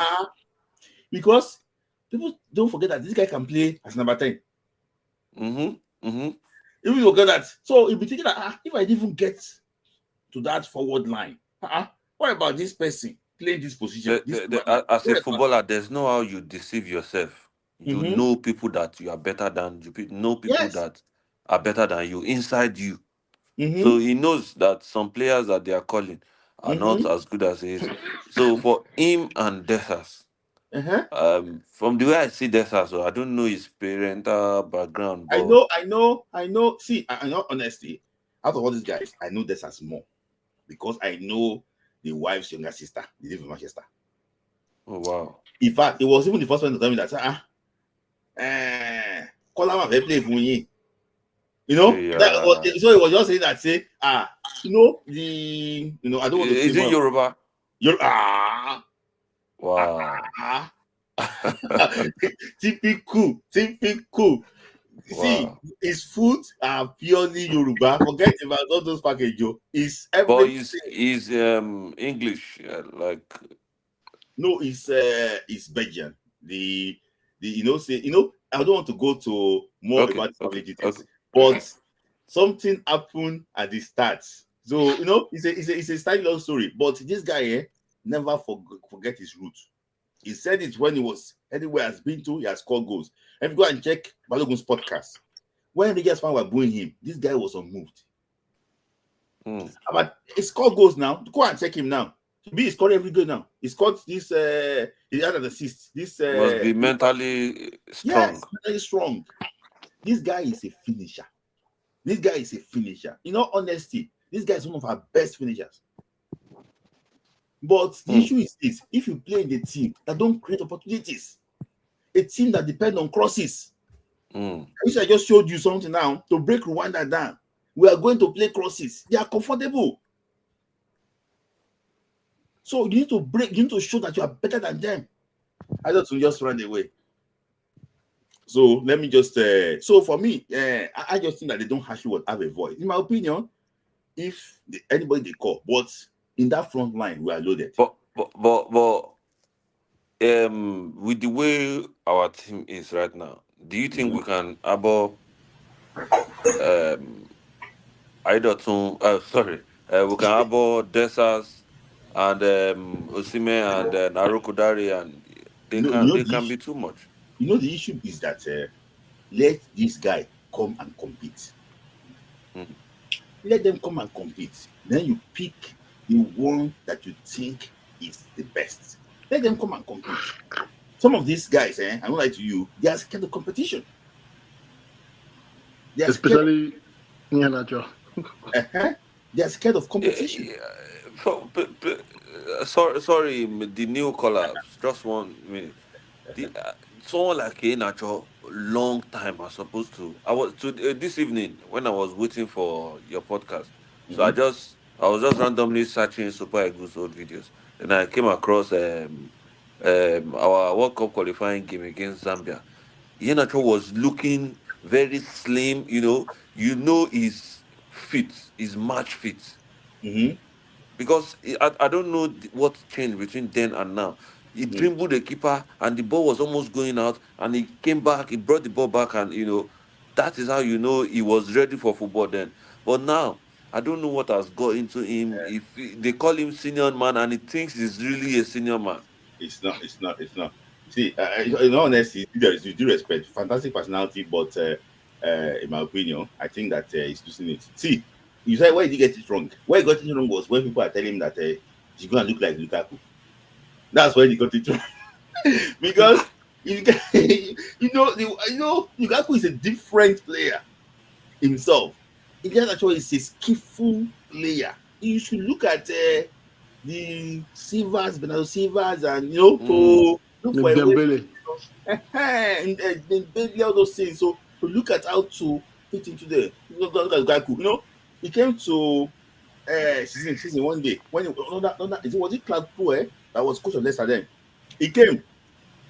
His belly was very big. I was wondering that Wow. yeah, I was wondering. So for me, I think he had issues with fitness. I just think that if you actually wanted to work on that, work out on that. So I have two people actually waiting, but let me just take final thought from you, Oladipo. So for me, I'm going to actually ask you this question, directly. If you are to bring a striker, just one striker, to come and replace Sadiq Kumar, because in all honesty, we are not sure that he's going to get, a call up. Sadiq Kumar. If you have to come and replace Sadiq Kumar, which striker will you pick? No, two strikers come and replace Sadiq Kumar. Which strikers will you pick? Honestly, I would. I think I would go for Arokodare and Akpom, because I think Akpom is a good forward. For me, I think it's good for us. So thank you, Yeah. Adepo. Thank you for actually your journey. So Chris Yeah. too. If you have to pick two players, thank you. So Adepo, don't forget our Morocco. If you go to Morocco, we are dragging Monso. It's not, it's Amo. If you guess he's disguising, his name is Amo. We are dragging him to Morocco too. So to come If you are dragging me to Morocco, you know waiting I want. So you have to provide that. So Chris. So Chris, what's your take? Who do you think should be called up to replace those two guys I mentioned? I think we need a striker with experience. So I'll go with Desus. And I'll say this guy Tolu, but I think we already have that profile already with Osimhen. So I will go with either. But I want to say Nathan Tella, but I think Nathan Tella will fit in the midfield. He can play as a midfielder for us. So I'll go with Akko Adams. The reason why I said that, because we don't have a profile like that in our attack. Someone with that. Let's see. He just joined a new club, Yeah, I'm saying, like, if in a situation where by the time the call up is gonna happen, and he's already performing for Sevilla, then I think we need a player of that profile. Okay. No, thank you, Chris, for joining. Let me just bring those two guys. Thank you, Smith. Thank you. Thank you. So, Adipo, I forgot to ask you a question. I forgot to ask you a question about Victor Osimhen, because I saw your comments during my podcast with IoT, Nigeria FC podcast, about Victor Osimhen. I know that you have a different opinion to what we're talking about Victor Osimhen. I'd love to ask you a question about Victor Osimhen, but I don't know why my mind just escaped that. I was thinking that I wanted to ask you this question, but I just forgot. So let me just bring our two people. The two of them, they are the one that might send me inside info about what is going on in Nigeria. One is an advocate of Tanzanian Premier League, and we are now playing Tanzania now in an AFCON game. And one, any player, any news, any news, I hear it first from this man. His name is Chris Cass on Instagram, but he's a T Go on YouTube. So I welcome to you. Thank you. I know too. Thank you actually for joining. But Thank you, everyone. Amo, you've we normally, if we are even talking most times on the phone, but we normally have this back and forth about Nigerian news and everything. This thing about Antonio Dennis playing for Turkey, you are the first person that told me about it. And when I went to go and do my investigation, I just realized that the Turkish national team, they are also serious too about getting him in their fold. But that is not the only thing we discussed today. Let me just ask you, Amo, what's your take about what I've discussed today so far? I think I missed. I think I had to run away for a meeting when you were talking about this girl in Spain, Imade. But based on what you've said so far, I think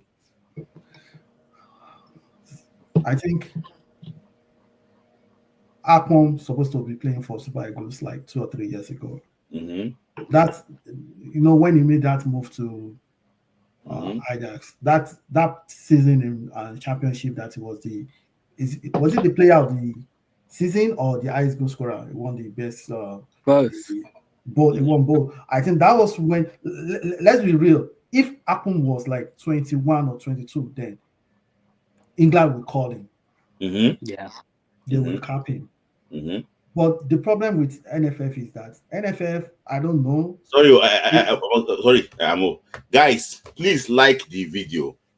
Like the video. About doing Abayomi, go and like the video.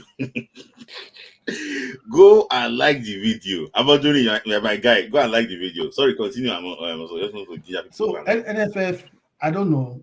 We don't really have a scouting team or like really have somebody that's really dedicated to doing that. I know during Raw we have what's his name? This gangling guy that played in Germany doing some of scouting for him.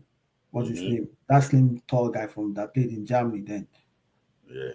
You remember? I forgot his name. Let me say this thing. Erichide is somebody scouting for him. Yeah, but then I think Eric Chile should focus also. I think it will be very hard to get those boys in England to play for Nigeria now. But those boys in Germany, if he see any talent in Germany, he should call them. See, calling them to see.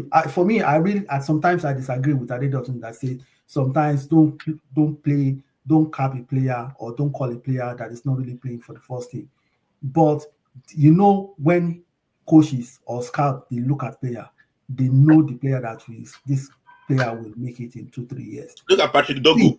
That Patrick Dogu, like it's just there's no brainer there. Like this guy, over 2 seasons now with Clayton, playing when he played against Chukwueze was just running around.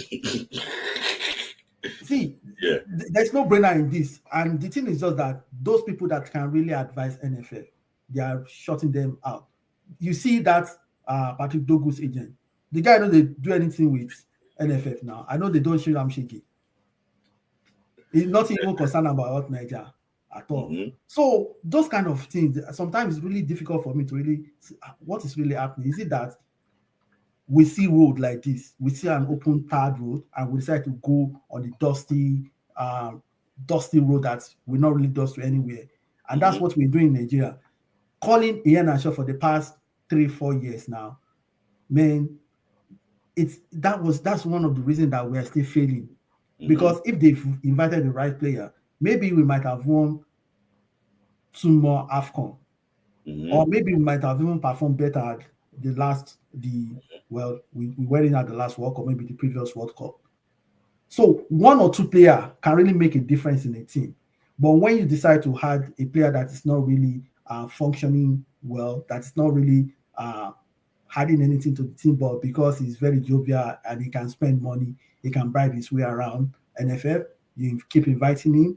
And that's the problem. So even now, if they still invite Shuba Akpom, it will just come, but you know that time he really needs Nigeria more. He wasn't really invited at that particular point. That was when it was still really odd. Because sometimes, you see, one thing I've noticed is that there's no player that they will invite to a national team and go back to the club, the same player, apart from Tanimu. Bamayi, you know those ones are not even a player. They're just fake. Somebody just put them there, they must play football by fire, by force. But a good player come to play in any national team, they will go back to their club a different player. Their play, their mentality, everything will change. So perhaps if we have capped him like 2 or 3 years ago, maybe today he might be playing for Marseille or playing for AC Milan or better team. So to me, if we see a good talent, if we see a proper talent that is willing to play for Nigeria, if that player hasn't played first team football, but is very close to playing first team football, maybe the reason why the player is not playing first team football is that they have players like Ronaldo. They have players like Ronaldo or Messi playing in that position, and that's the reason why they've not really given him a cap at their first team. Let's invite them, but it must be like, okay, we've done our research, and this boy is exceptional and is ready to play for Nigeria.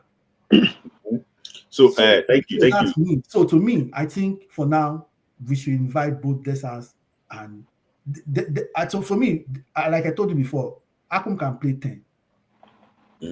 Desas is front. But then when we introduce Desas bring a different dynamics to the team, the way he plays. But I move. Thank you. I don't go to Idason now, but before I just go to Idason, in all honesty, some people that have been coach of national team, man, they should be arrested, not even sacked.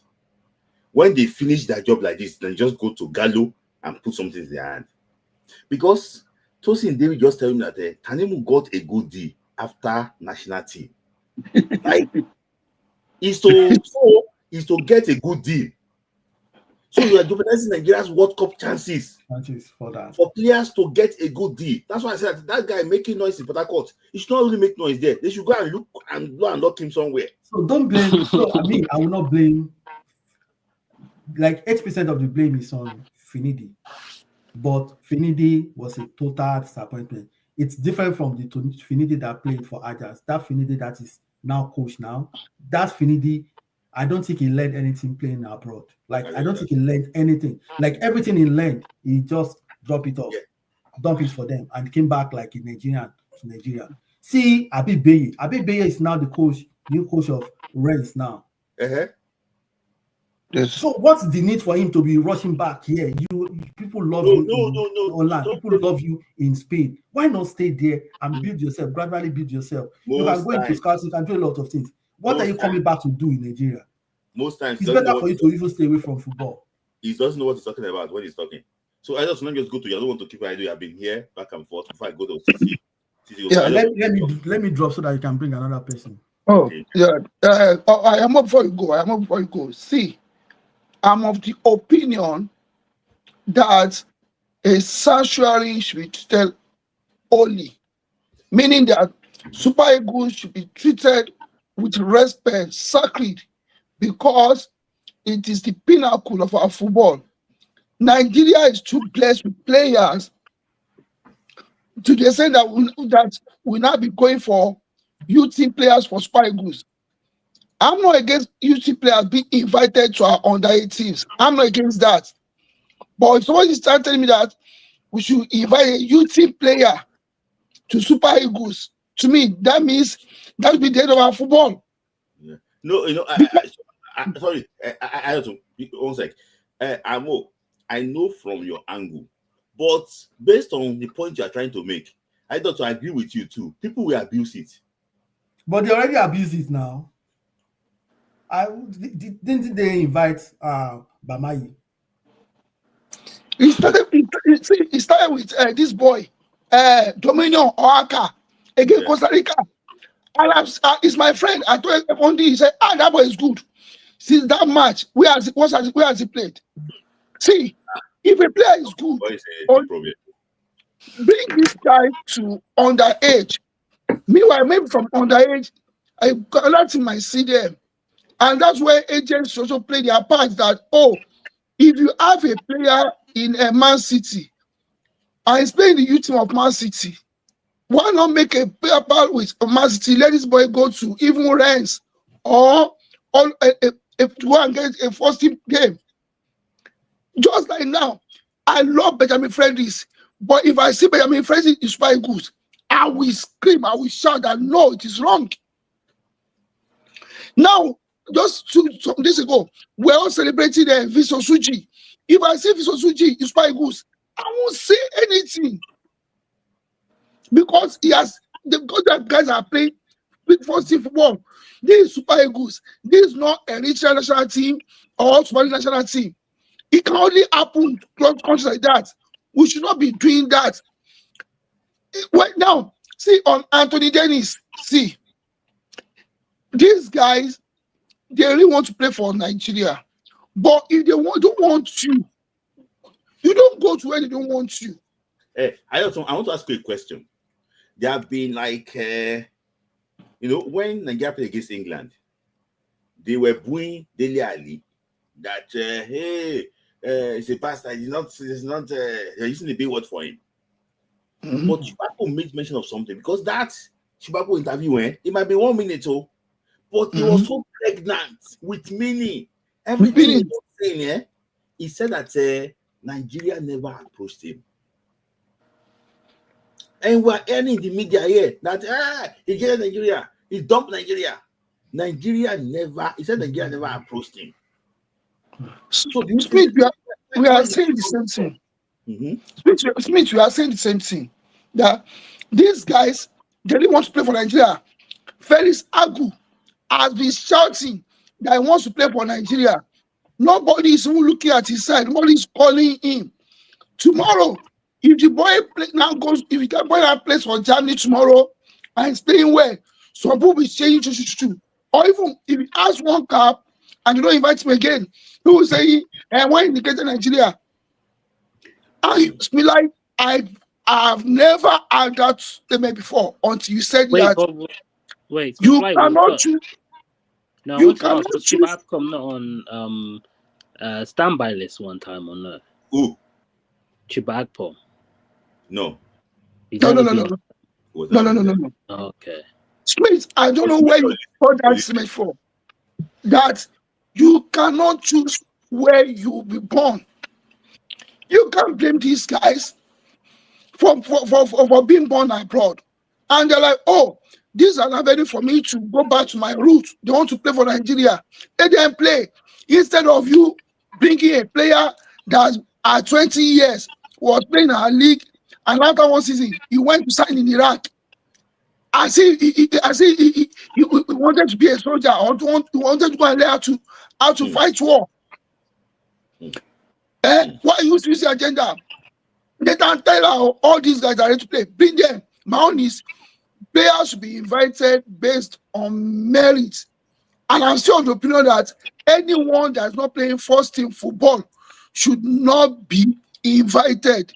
Even if you are Man City or Man U, should not be invited. Work hard, get to play first team football. Patrick Dogu did not get to play for Denmark until he started playing first team football for Lecce. But I understand he was playing first team football, but it wasn't like the thing with Dogu is that NFF, if they are really serious, they would have called Dogu. No, but Denmark just called him this season. But me and he started playing. Dogu played like in 20, he played in Denmark. He played league in Denmark.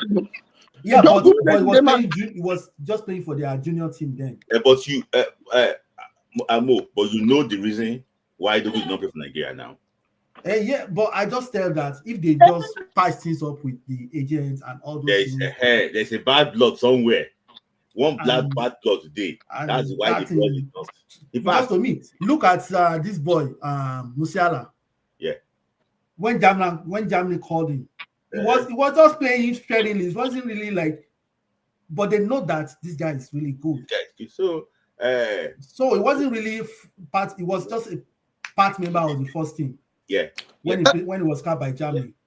So please, I want to allow. You can actually go. Let me bring Rajiko back for that. So Amo, thank you for joining.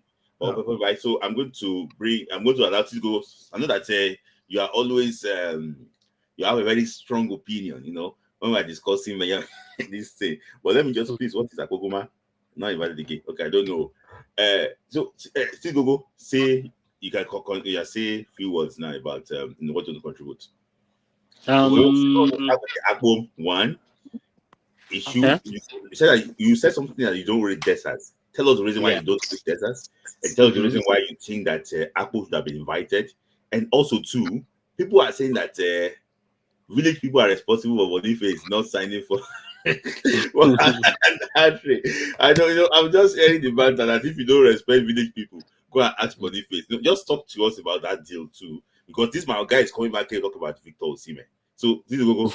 I will leave it to you now. Yeah, I don't know about Boniface. Dessa's first. The reason why I don't rate him because even he was struggling in the Scottish league, which we know was not is not a strong league, and he's never really done stuff past our Super Eagle players that we have now that we should be really shouting about. And he's had multiple chances to prove himself. Maybe you guys say they didn't play to his style or something like that. But I think that I haven't seen enough of him even outside the Super Eagles for him to deserve a shot. Even someone like Akko Adams, who scored how many goals in a row in the French league? Dessers had never even played in a league of that standard and done something. Dessers has played in the Conference League in San Serie. Yes. He played for. But he didn't play well in the Serie A. He did. How many goals did he score in the Serie A? I think he scored like 5 or 6 goals. I don't know. I'm going to double check now. I will not. I will not rate Akko Adams ahead of. No, ahead of. Yeah. So you mentioned Akpom. Why do you think Akpom should be national team? Because I just think in the past, the style we played now, I think it would have suited the style we played in the past with someone behind the striker role, because we were really looking for that position, and he would have been the perfect type of player, especially in the way it was playing at Middlesbrough under Michael Carrick. That was the perfect role for him to come in and do well in Super Eagles. But now, depending on the style we play, if we're playing with like kind of that 2 striker kind of like 10 role, I think he can still play. But if we just have one standalone striker, I think the strikers we're bringing, it should be Osimhen, and then back up to Osimhen. I think it has to be Awoniyi, just due to the similar play style that they have. If you're talking about our good strikers who are similar to Victor, it's only really Awoniyi with the attackers and the powerful and the kind of like hard pressing that they do, like the really type of football. Yeah. I will ask you a question. Just to mention that, do you think that Nigeria can do well with the first 9? No. Because we don't have pattern. We don't have the style and pattern, it's not an identity to play that type of football. That's why when I think like you bring the players in, you don't look at the style, you just revert to when things aren't going well. But this guy plays first 9. Who? Yeah. No. Eric Chile. I don't think it would work, because when Nigeria's struggling, what's gonna happen already. They're gonna get the ball to the wings and cross the ball in the box. It's default in the system. So when we know that's gonna happen, we need to know the type of players that we should bring, and that's why I think Osimhen does so well in Super Eagles, because there's no really type of pattern. There's nothing to think about. He just works hard and hustles for his goals. Yeah. Actually, I agree with you. So before I go to I just before I go to Adequo, let me just ask you, people they killed me about Tella. Tella that played for Pesero is different from the one that is playing that is playing this season. It's not even that. When he played in Pesero, he had 45 minutes, and it was playing on a rubber pitch. Yeah. I don't. It wasn't good. The way we even just everything we played in that match. No one played well in that first match. We didn't see enough of him. Like at least the 45 minutes. That's all he's had in the Super Eagles shirt. And the way he's been playing, he should have been called up ages ago. Even under this Leverkusen, he started as a right wing back under Xavi. So now he's playing in the more of the front 3, which it makes so much more sense, because when he was at Burnley, the way he was playing, he was on the left, he was on the right. Sometimes he was in the middle. It's kind of like that Lookman what he's doing now. So he's that type of player who likes to score goals and get involved in the final action. That season he had for Burnley was his best season, and the type of goals he was scoring from everywhere. Yeah. So I would say something like in the last 5 years or more than, no Nigerian players have performed on their debuts. Tell me one Nigerian player that have performed on his debut. No Nigerian player performed on their debut. So if you are okay, that friendly.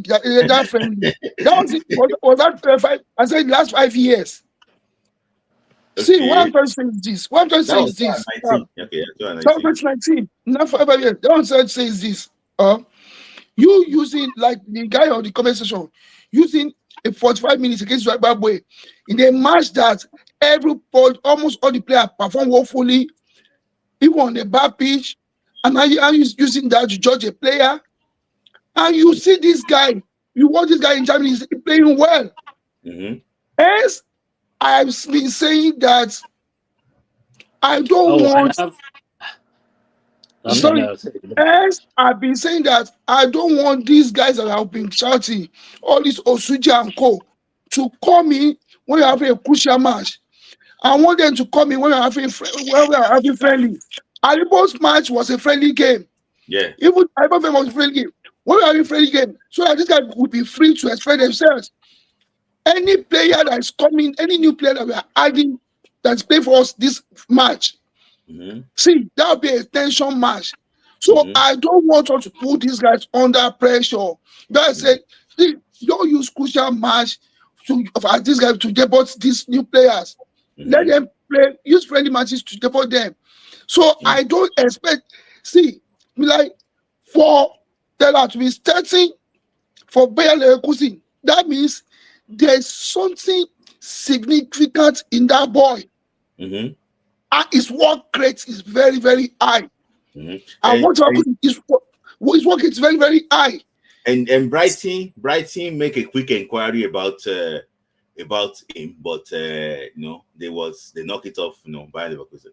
Exactly. So, yeah. Even look at and the guy be playing, even playing well against big things. Look at the goal he scored against Bayern Munich. Look at the against Atletico Madrid. Yeah. So I don't know why against Dortmund. First minute. Against Dortmund. That one time heavily. I don't know the problem he has with Aboduri. I know problem has with Aboduri. See, we should encourage these boys. Aboduri is a physical straight though.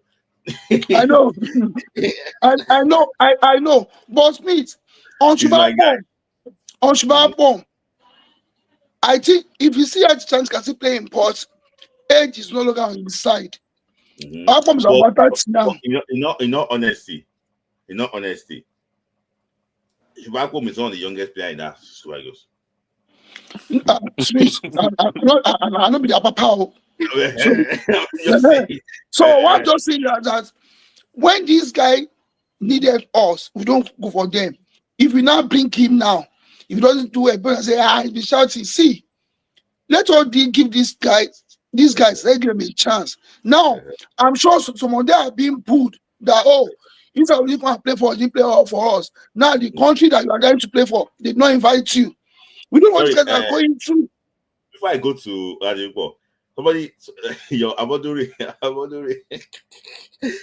it came for you. I know too. He said that I know too. Of course, Tella is playing well. Yes. Is that Tella is scoring goals? Of course, but he's not playing well. Aboduri, I will ask you a question. I don't know what else again to say. Aboduri, please. When was the last time you watched Leverkusen from beginning to the end? And tell me that I was rating that match. Bro, these are me. I watch almost all Nigerian players.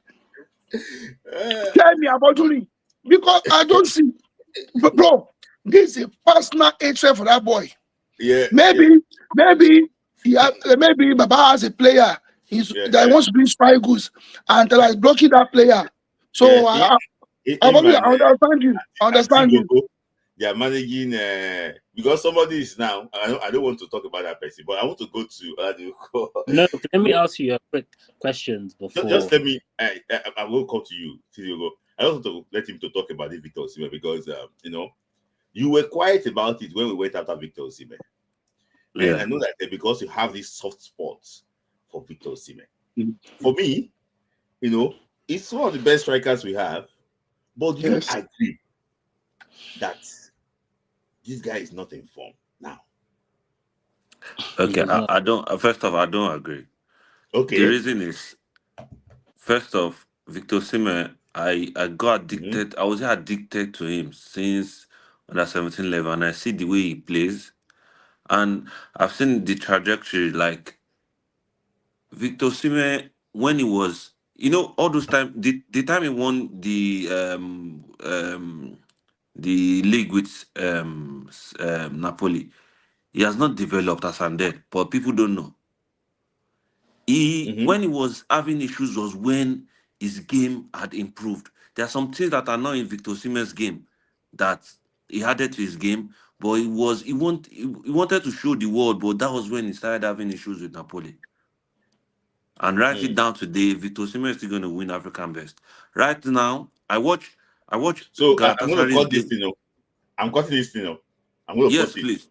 Yes, Uh-huh. please. Right now, because of Victor Osimhen, I subscribe to TNT. Normally I don't subscribe. I watch all those free. I subscribe to TNT so that I can watch um Galatasaray's game. Galatasaray don't. All of them want to score. When he needs the crossing, like Ayoti said, all those normal crossing he used to chop in Napoli, he does not chop them again. When he needs the Mm-hmm. ball, when he needs to not the ball, they don't cross. All of them wants to score, and by the time they now give him the ball, the zeal he probably had few seconds ago had already left. I don't know if you get this thing. These things happens to anybody. That is why we Mm-hmm. lose anybody. Trust me, in the last 6 games, I have won money on Victor Osimhen said. If you want me to be sending a screenshot to you on this thing, Uh-uh. I can send it right now. Yesterday, I had £100 on it and he scored at 93 minutes. Last weekend, How much you do it on? £100. I won 200. I won £190 because at first it was 1.90. So in between the game, the odd went up because On time the had gone. target. So I won Uh-huh. 190. Last Uh-uh. weekend, they used to give every weekend they give him 1.50, 1.50, 1.50. You know, Uh-uh. he's just too sure he will score. Uh-uh. So you putting your money on Victor Osimhen to equal to the next. That's the only player I can put So money so on. there's no Nigerian player you could put your money on. What about Tudare Wudare? No, I don't go that. It's not as if I'm pretty money. You know, No, I believe. See, Osimhen came to Lille and used 6 months. He was signed for I think 2 or 3 years. He used 6 months. Then COVID came. Then he got signed to Napoli. There's no mhm, player that is. I don't know if it had happened in history that a player came to a team and 6 months they bought him on another team. I've never seen that kind of player, and they bought him with huge money like that. I don't. mhm, In the world of football, it can never happen. A player was bought for 12 million and he was sold after 6 months for 70 million. The most expensive African player. I don't think mhm, that it has ever happened because these football scouters, people that scout players, they know what they see in footballers, and I mhm, can tell what they saw in Victor. Victor is just improving right now. Victor is not even good when he won African Best. You will see mhm. the best of Victor when he leaves Galatasaray. Oh, okay, okay. I know that I think might be somewhere listening because you were you were trying to check your comments when you were saying something there. Omwell is rooting for Oladipo. Yes, somewhere will be waiting for you directly now because and for me, I have to be honest with you. In our family, we are Victor Osimhen's fan. In fact, I've never seen my family they watch Napoli before until Victor Osimhen joined Napoli. Wow. Yeah, on Sunday afternoon like this, everybody will, even Nigeria, they will go and on jet when they want to watch. They want to watch Victor Osimhen because it's just that type of person that you like to watch because it's It's typical Nigerian lovable, yeah. character. And if you look at Victor Osimhen, I've been watching football for so long ago. Even the one where I know watch in the history of Nigerian football, I've never seen a striker like Victor Osimhen before. I've never seen. The Ganglion himself, fantastic player, go-getter. But this Victor Osimhen is just a different animal. And that is actually what, Nigeria is just looking to actually what have him around this time. I know that Kingsley Patrick is in the comment, but his camera is not working, just like the one on Tuesday. I mean, when we were talking about the draws, his camera is not working. But you want to ask me a question, so can I wrap it up now? Yeah. There's a couple questions. Is quick. Who would you So if pick I to cannot answer replace it, you Okoye? can answer it for me. Yeah, tell No, me. and I said, who would you choose to replace Okoye as backup to get for the call ups? That is a $1 million question. In fact, You don't have anyone in mind. I can tell you that the man is struggling to know. They had this guy in mind, Ozo Odema, the guy from Enyimba. But the guy went to go and put up the show of shame. In cap. It was a show of shame against, a big show of shame. So it's a big, big problem. But Adelaide might come up now. No, it's not. no. That short goalie, I don't like him. Eh? It's too. So I don't like that kind of tiny goalkeepers. Ooh, it's too Adeleye, small. it's too short. For me, you know, I know that he's talking to a goalkeeper in England, but that one is not. Yeah, I don't think they won't be ready in time. It won't be ready. It won't be ready. So I think they will go with the home base. And then Smith, I think they should just let the guy do his job. You know, in as much I don't want to delay about, because to me, you know, if you are not playing in a good league, I don't want to pull back see you. Uzoho then. Maybe Uzoro. Is it active? I think No, he's playing one like one doesn't every 5 matches or something like that. His play is not been playing. In the see, Cyprus. but nobody should bring the guy in Ethiopia again to national team. No, The one in Tanzania. They don't Singida Big Stars. You could not even join Simba or DC. See, the first choice goalkeeper of Mali, Jigui, is the first choice goalkeeper of Yanga FC in Tanzania. No, Smith Light, you know they're gonna call up that Water FC boy. That's what we'll do. Smith Light, please, I want to ask one question. Oladipo, right? Yes, sir. I want to ask one question. So you came for him. Okay. In a scale of 1 to 10, how would you rate Victor Osimhen in terms of finishing? In terms of finishing. Oh, thank you. Okay. I like that. In terms of finishing, you know what? I don't. Yeah, you say in my own distance, right? Not everyone's your this, own but me, opinion, yes. I'll give him 9. Because Wow. I'll tell you why. I'll tell you why. I'm not being biased. I'll tell you why. I'm not being biased. I've watched Victor Osimhen to the extent that out of when he started football initially in under 17, he scored all the chances he had. All the chances he had. Then the next this thing in Lille, all the chances he have had in front of the goal, he had always scored. What of Wolfsburg? What of Wolfsburg? I didn't watch him in Wolfsburg. No. What of Charleroi? No, we are not I talking. didn't watch him too in We are not Charleroi. talking. We are not talking about them. We are talking from last 2 years to this moment right If now. you are talking of last 2 years till this moment, the season he won the Scudetto, you can easily give him 8, 9, 10. But the following season, it dropped because of say maybe side attractions of whatever was happening around him. But right now, the reason I'm telling you is losing goals is because of the team he is. The team he is slowing down his potential. Sorry, I want to ask you, if you rate Victor Osimhen 9 out of 10, how would you rate Haaland finishing? Haaland is missing goals now. We are seeing Man City. Haaland is missing goals. I just ask you, how will you rate Haaland finishing? I've always rated Haaland and Osimhen same. I don't see Do you think Haaland greater than Osimhen. No. I've always rated them same. Do you think No. Osimhen need to refine his game? Refine his game. Yeah, refine his game. If you say to say for him to pick the form we used to know, fine. But if you say refine his game, no. Do you know meaning of refining? Refine his game in time of his style of play. Okay. No, if you not Yes, refine it, no, it's good. if you not No, refine I'm it, I not don't want talking, him to refine it. No, in I terms of don't want him to refine scoring it. goals, I want in terms that. of scoring goals, all those things. You know Before, that. Just one question for a lot of people have been bubbling in the comment section now because of the question that caller asked. They'll be going after it. But I want to ask you this question, if you want somebody, maybe your life depends on somebody. I don't know something. Yes. In this penalty kick goal, you add Alan. Yes. And you add Victor Osimhen. They said I should pick one person to save you. Who are you going to pick? You mean right now? Yes, to save you. Right now. I'll pick Osimhen.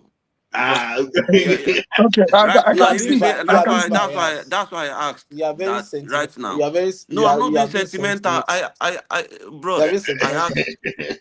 No, bros, I asked right now. If it was last Hmm. season, he was not a penalty taker. As at last season, as at 2 seasons ago, he was not a penalty taker. I said Exactly. right now, and he said yeah, and I said I will take Osimhen because the past few games that Man City have been fumbling, Haaland too is fumbling now. See, they say every team Do you? only one man cannot play the whole 11-man team now. The way Man City We is playing bad, the same way Ireland has not been good.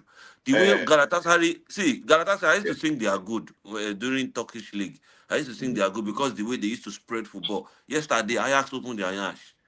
I can see Mhm. very well that they are nothing in the eyes of the creator. They are So, nothing. in all honesty, so some people are actually not agreeing with you that everybody miss opportunity, but me, I just think that the type of opportunities that Victor is missing, I like him so much, and I'm a big fan of Victor Osimhen. One more question then. Let me drop. Yeah. So let me just say this thing: the type of opportunity that Victor is missing, if it's any striker in Nigeria that is No. missing that opportunity. In fact, the type of course where the person will get on social media. You have to have attained some level of this thing in football before you can miss such Opportunity, yeah. opportunity I and agree with nothing you. will happen to you. Yeah. You can't Okay. be someone like playing in the Yimba and be missing such this thing. You will never get to the top. He's Yeah. already do, there.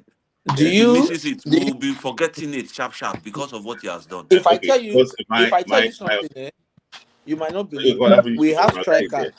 we have striker that are on the same level with Osimhen. It's just that they've not been called up to the national team. Wait, Eh? You wait, Am I mean at same you level? mean in No. Nigeria? I be Europe. see, like you might not believe this, so I eh, don't believe eh, we don't have see, let them give other striker a chance and let them utilize the opportunity. Then you Mhm.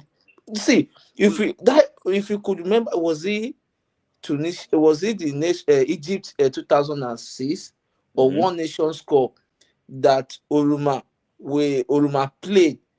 You Mhm. know, before 2006. they were benching Oruma. They hardly called Oruma to the national team.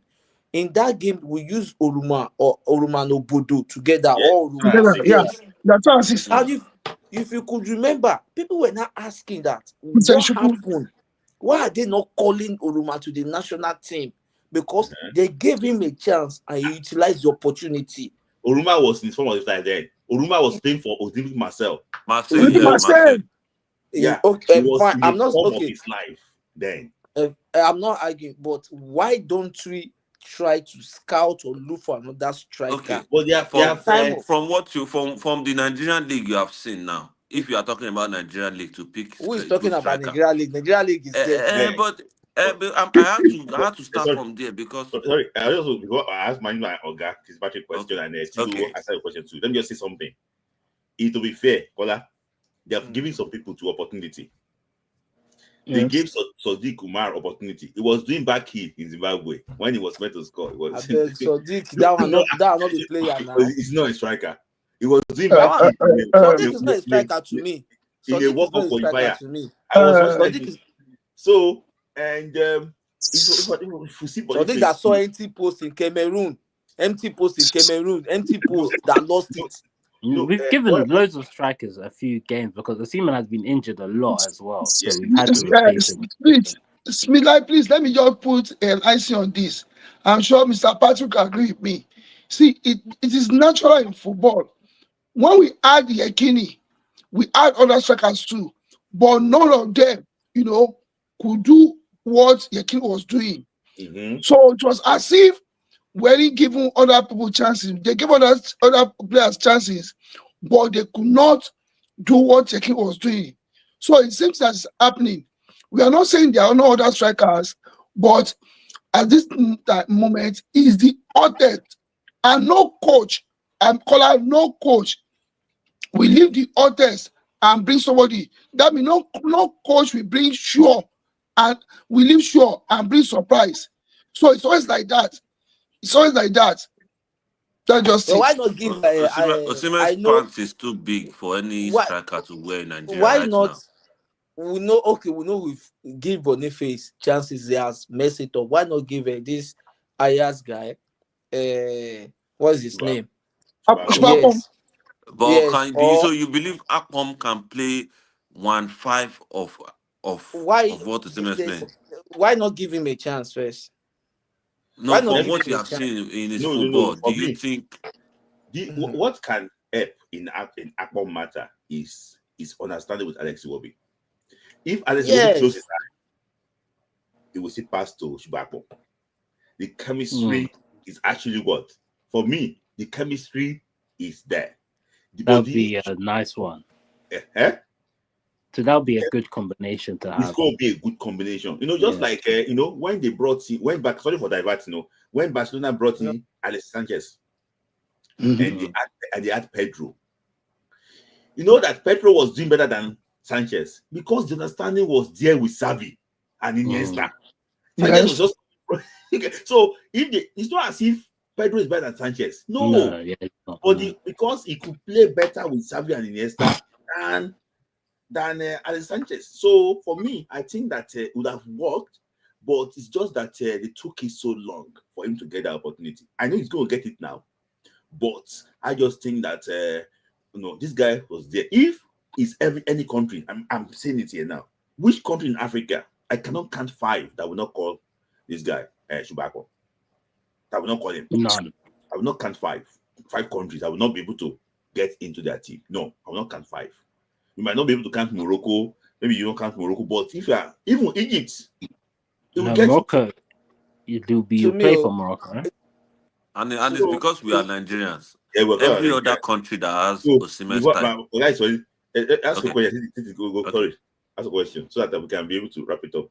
Okay, during this while, what do people see in Luka Dare in the Belgium league that is calling him above? Oh no, actually wasn't getting this calls when he was scoring a hat trick every game in the same league. So I don't understand why everyone is calling for him to come and join Super League. No. I think Algodari already added more to his game than I think this is improving. And I think that it depends on the cloud you actually have to. Don't forget the friends that actually around Arokodare, you know the friends now. They are the owner. Yeah. So what do you expect? They're the owner of what is going on. Are you getting me? So Ona Ashwin is a different thing entirely. He's still holding the record in game. It's a different thing entirely. I'm even hearing that Benfica, they're looking to get him last minute deal to see if they can actually take him from Genk. But it's not good. No, I don't think he's that bad. I think people are kind of are too hard on him. Because when we play him, we don't play to his style. And then when even the small snippets he's had playing, he scored that last minute winner. When you play to his strength, he can do something. Yeah. Anyway, thank you. I just feel, sorry, let me just say this. I don't feel like these guys should not be rushed. Please, still hold on.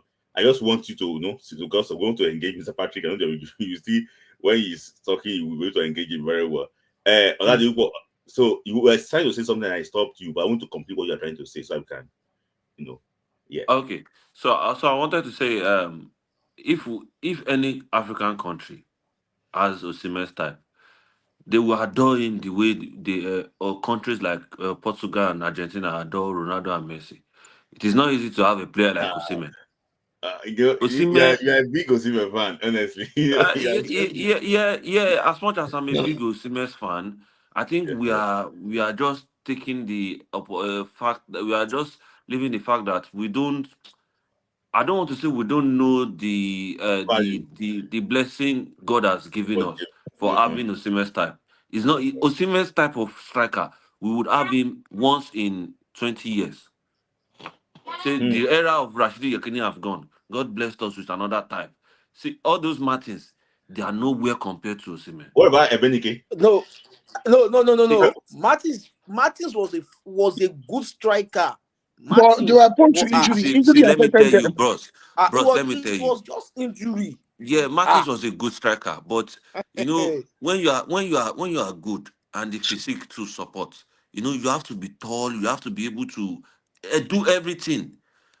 Have you seen You know, Matthew's power jump power or power jumps? you Have can't you seen compare it? it Have you still seen him? to you can't compare it to Osimhen.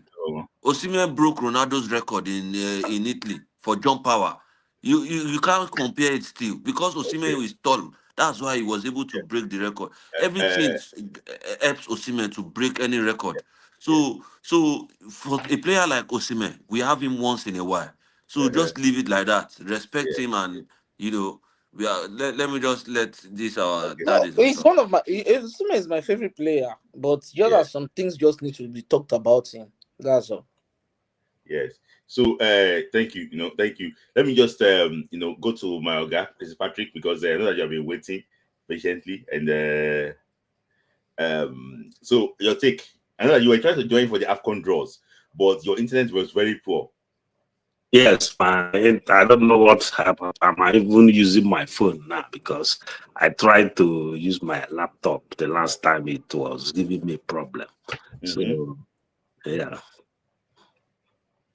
Yes. So something about yes, we'll wrap it up. I know that you want to say some few things about the AFCON draws and everything.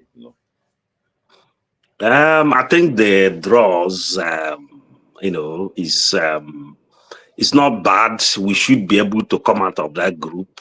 I think the only team that will give us problem there is Tunisia. But outside Tunisia, we should be able to, come out of that group.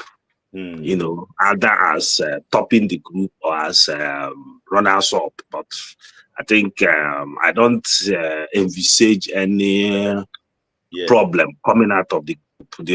I don't know which group they are going to beat in the round of 16. Which is what they need to watch out. So, but in terms of the grouping, I think they seeded the groups. I think if I'm not mistaken, Nigeria should be the team that was used to seed that group. I want to ask you a question. Anytime that Nigeria is going to a competition very confident like this, there is something on the way. There is something on the way. There's always something on the way. That it might be a draw in the first game, but I'm hearing that the first game we are playing is against Uganda. Is it? The second game is against Tunisia. Yeah. No, I think against Tanzania. I don't know the pictures, whether it's Uganda or Tunisia. I've not seen the. I think let me just try and confirm from people's tracker. I think it's against. I think we're playing against Uganda also in the first game. So for me, I just think that sometimes there is something that's actually what I think against Tanzania first game, then Uganda the last game, Tunisia after. So if Nigeria is going to draw a game, which game do you think we might draw? Because my brother here thinks that we're going to get 9 points. But we're going to get 9 points. But I want to hear from you. It's possible, but it's possible to get 9 points. But I don't. Most times we get 9 points, we end up crashing out in the round of 16 or quarterfinal. I remember 2006, we got 9 points. We crashed out to Ivory Coast after surviving Tunisia in the round of 16 on penalties. We crashed out to Ivory Coast in 2021. We got 9 points. We crashed out to best team in the first round. We're the best team in the first round. Yes. So to me, getting 9 points is, to me, I don't see it as too good, because sometimes you are overconfident, and some of the teams that came as best losers will shock you. That 2006, if I remember vividly, Tunisia came second and with 6 points. Guinea topped that group, and the Guinea lost in the round of 16. Tunisia almost upset us. It was last penalty that saved us, in the round of 16. Then Ivory Coast focused us in the quarterfinal. So no, in the semi-final. There were 16 teams. Okay, in the semi-final, I think they didn't play round of 16. They played quarterfinal, I want to ask I just this question, because we're up now. Because we're taking it final note. I don't know. You have been following AFCON for so many years, and there's one AFCON. They said it's the one that transformed AFCON that we are listening to today. That was Morocco 1988. Morocco 88. That was when they brought in new stadiums. They brought in new things. And if I remember very well, the competition, Nigeria shined in that competition. We nearly won that AFCON, if not because of Issa Hayatou. And Diramba. And Diramba. So I want to ask this question. Last time Morocco hosted, do you see Nigeria playing again in this AFCON final? Yeah, I foresee us playing the final. I would say it. I will put that caveat. If I play as I foresee us playing the final, because I'm not gonna lie to you. I think maybe because of you and IoT, I think I so much believe in Shelley. As long as it's been given free hand, and if I play based on merit, I so much believe in it. In the boys too. I feel we have what it takes to win the AFCON, because it's going to be like what happened. The last time we came second, and this time around, the boys are still hungry, and our boys. Look at how we've been mentioning players have not yet gotten invitations to Super Eagles. I mean, the ones that were born, the ones that were born and raised in Nigeria, we'll be mentioning their names. So I think we have all it takes, to win the next AFCON, And I so much want it to be, I don't foresee Morocco in the final though, but I just want it to be Nigeria versus Cote d'Ivoire in final. So Morocco will use everything possible to make it. Even their female team that was just coming up then, because of home advantage, and they hosted, they came to semi-final and almost. So it will be. They will use everything, laser spraying of laser in the eye, everything. I don't. If they don't make that final, I will be surprised. They won't get to the final. They won't get to the final. You see, they won't get to the final. If Morocco, I don't know. One of our Nigerian big journalists, he said he went to go. He was in Tunisia 2004 when Nigeria was playing Tunisia in the semi-final. He said that in his life he have never been in that stadium before. As I was saying, he said that they were just praying. Someone will say, God, they don't want to win this match. They must lose this match so that they can go home in peace. Because if Nigeria win that game, there's nowhere they can escape. Say when Okocha scored against Tunisia, there's no celebration. No, see, who asked you go? You go score. Make it this. Well, now things are different. With the way the disciplinary committee in CAF would be now, they can't misbehave. In honesty, no, the player might not suffer, but the citizen in that country will suffer.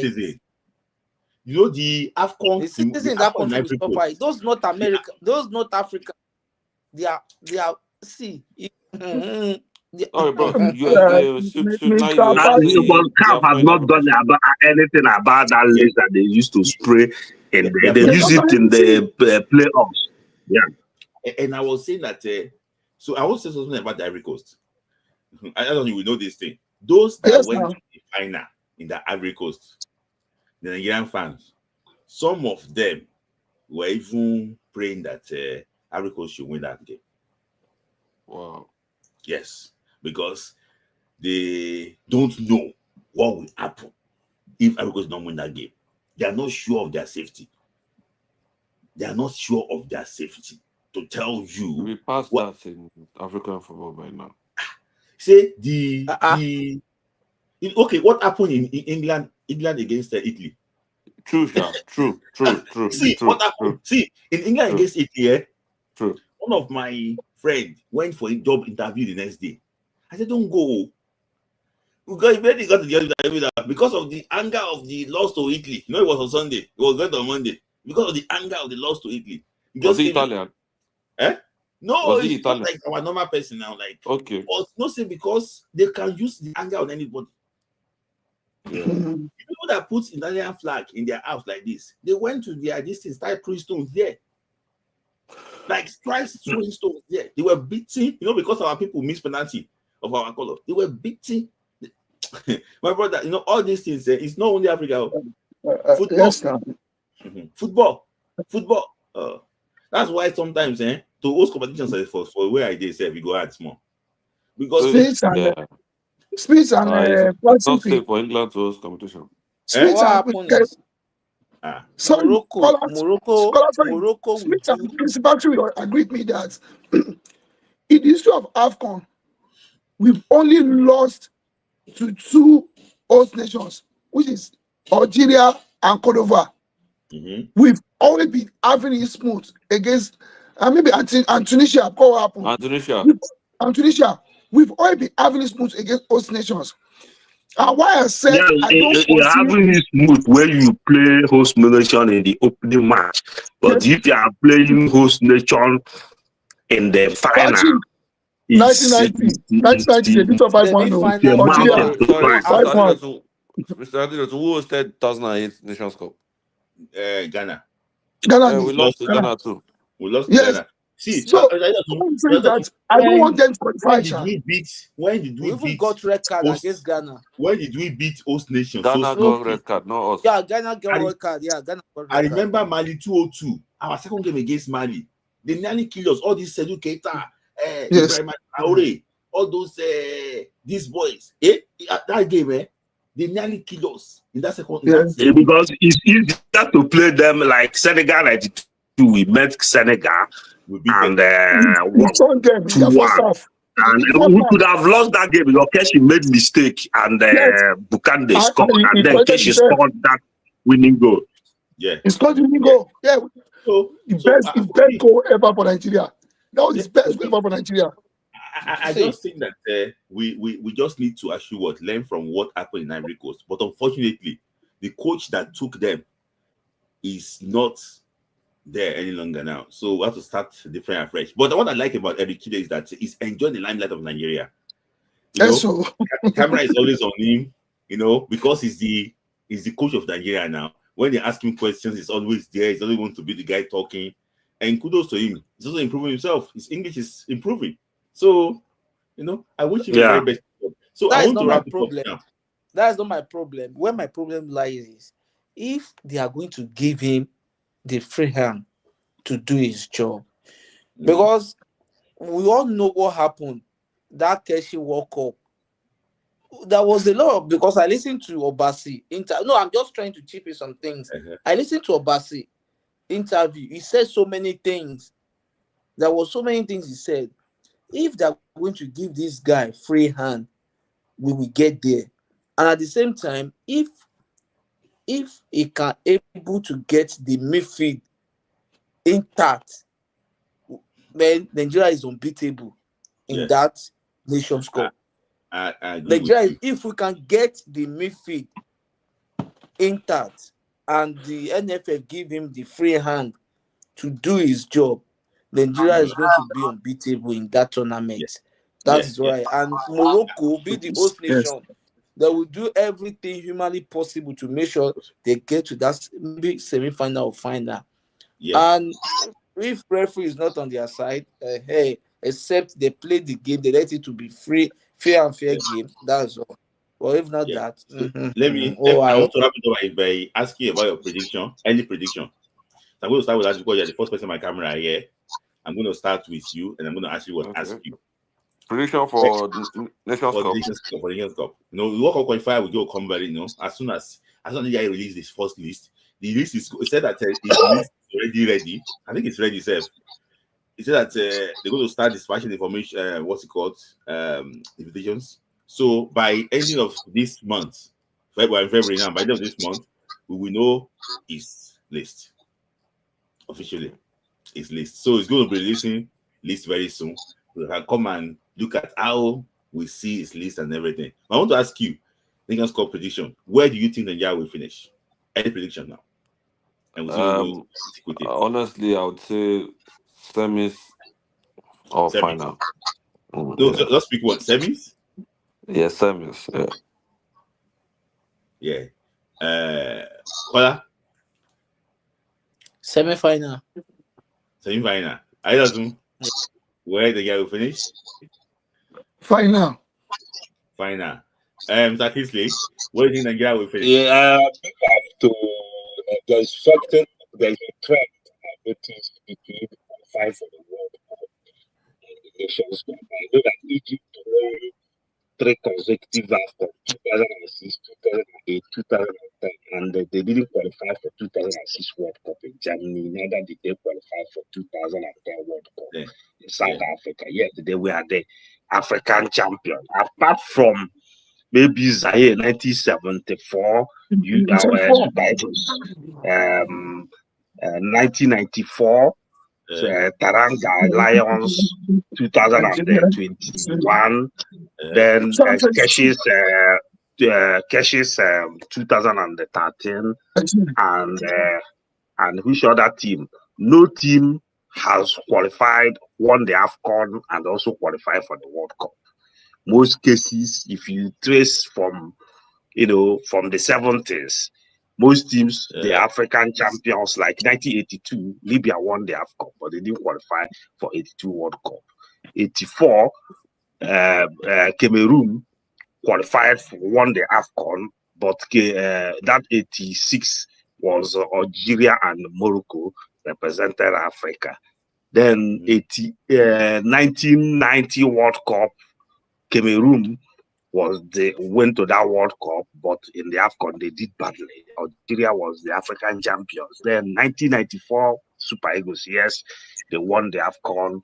They also qualified for the World Cup.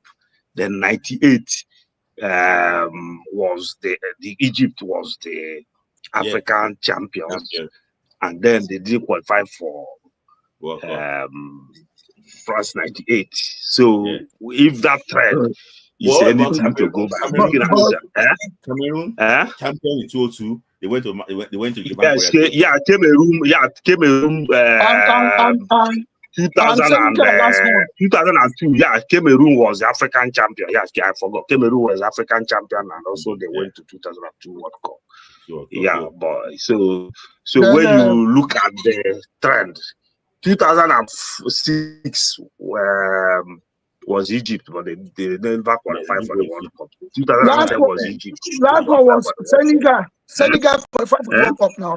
Senegal, they won. Senegal qualified, yes, 2000 and Taranga, 2001. That's managed 2022. Where do you think Nigeria will finish? I'm looking at. I don't see them winning that cup. Maybe semi-final. But it depends on who they meet in their semi-final. If they meet host country, I don't see them survive the host country. But if they meet other African teams, they will go to finals. Yeah. Let me now make my prediction again. I think it's now time for the 4th crown. I think that we missed the last one. I think this generation of players is probably the best I've seen in Nigeria. I'm saying it here.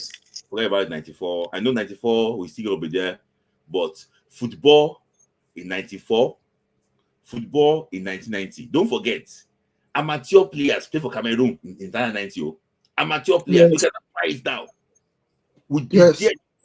Amateur players, you dare not try it now. I think the collection of players, but some of those players had the experience, like I remember after when in the interview they did Keshi in 1984 when they lost 3-1, he said that the Cameroonians were better than them because they were coming for 1982 World Cup and then netting them now for 84. So they were on the better side. For me, so for me, I just think that with what I'm hearing, the background, with the players that this guy will add to the team, God willing, the NFF, the competition work with him very well. I think by September, not this match, by September, this is going to be like a Super Eagle that will be very proud to watch. And I think that at that time, they will have matured enough to even go and beat anybody on the African continent. I think one, they'll be going to Morocco. I see another host Nigeria final. But this time around, the Eagles will chop the lion. So I just think that they're going to get this Christmas AFCON. I think that's going to get Christmas AFCON. This team might dismantle after the AFCON, perform badly when they go to Kenya, Uganda, and Tanzania. But I think that this AFCON, with the experience they had in the previous AFCON, I think they will look for a way to navigate this. And I think that it's going to be a walk-up qualification and an AFCON win for Nigeria. So, Kola, go and write it down. So, guys, I told you. So, guys, please, before you go, there's one question I want to ask. What do you think would have happened to the Korea Japan 2002 squad if they have kept that squad together or kept that squad together? What do you think would have happened? The problem with that team is not ordinary. I will tell you that. The team is the team that is not even meant to be a team. That's why I just put it that way. I think okay. It's not even meant to be a team. See, a lot of people will not. Okay, let me just give you a slight background to that team. I think the sports minister got it wrong by disbanding the team. Because why I said so was that before that team, when we lost, many people were shouting that they should jettison the team and then later Keshi and Amodu refused and they used that team and qualified. So I felt that the sports minister got it wrong. Not that one. See, there's something.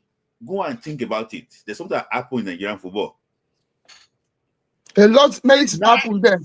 The night that Nigeria went to go and play Sudan in Omdurman. A lot of people don't forget that Osimhen did not play in that game. But it was on a different assignment. A lot of people don't know. See, what kind of assignment? Some people have labored for this country. That's why sometimes if they come and curse this country, the curse go out of the idol. Baba, tell us now why would they this platform to learn? No, it's because it's just life. Do you know that day Ghana went to go and do the impossible. They went to Morovia to go and beat Liberia. That was what gave Nigeria the World Cup ticket. You don't know how the World Cup ticket even came about. And all the sweat they brought in, and like the man with fantastic personality to come and reap what they sold. See, Joe Erico, he went naked in the middle of the night. Say this because Nigeria said they will never get it right. This World Cup they're going to. Joe Erico, Nigeria. Even Keshi, Modu, 3 of them are late now. They are late now. So, there's a lot of things that's actually what happened.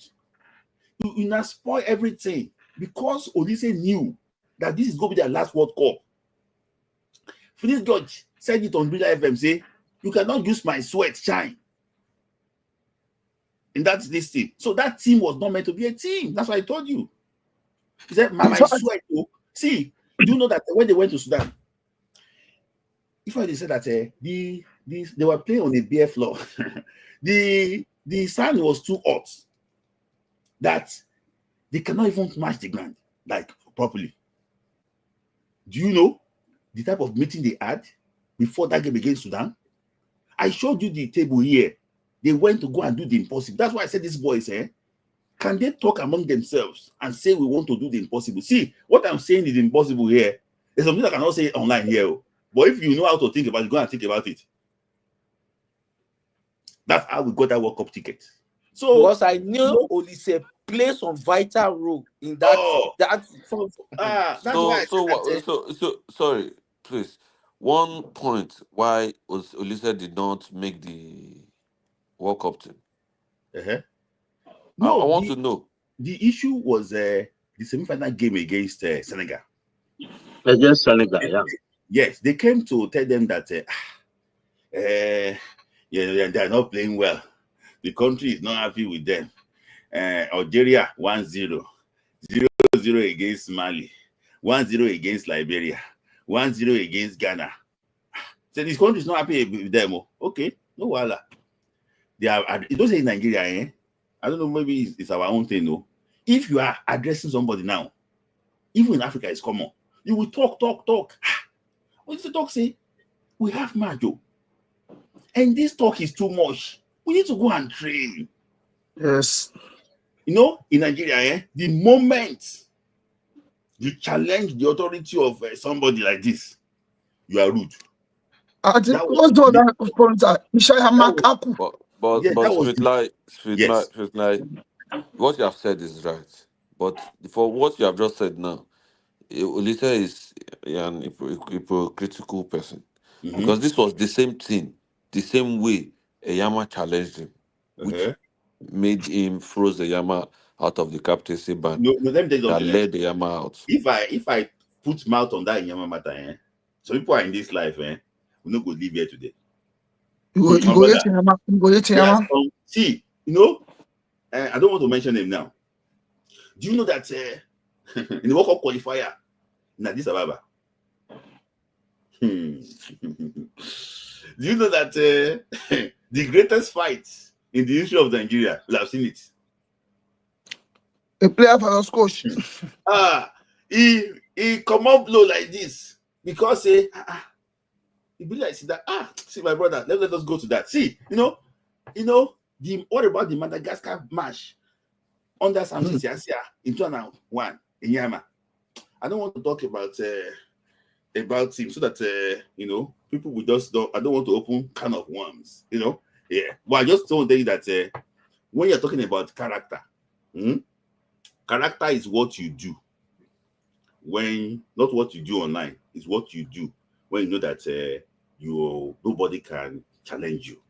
At that moment in time, I'm the first choice. What do you want to do, my brother?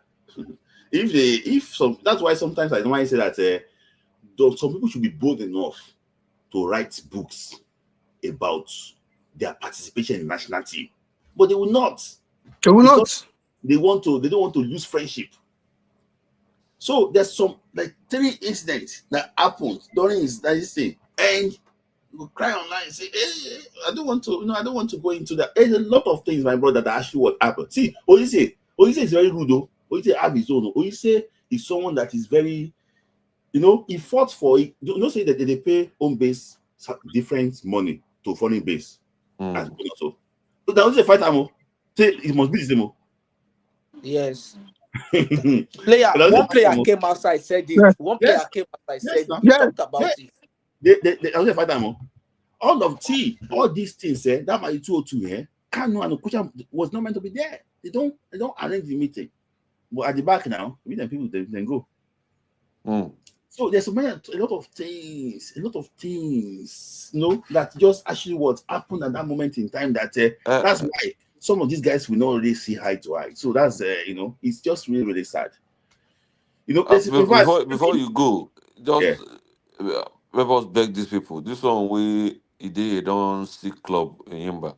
Make to say go come back so No, you not go come. You not go come. You not go see. Baba they talk say the eye Super Eagle. It's not coming to Super Eagle. It's not coming to Super Eagle. I'm gonna lie to you, we have strikers. You should not worry. You should not help us. We have strikers. I hope that this guy can visit Nigeria. He's stubborn pass.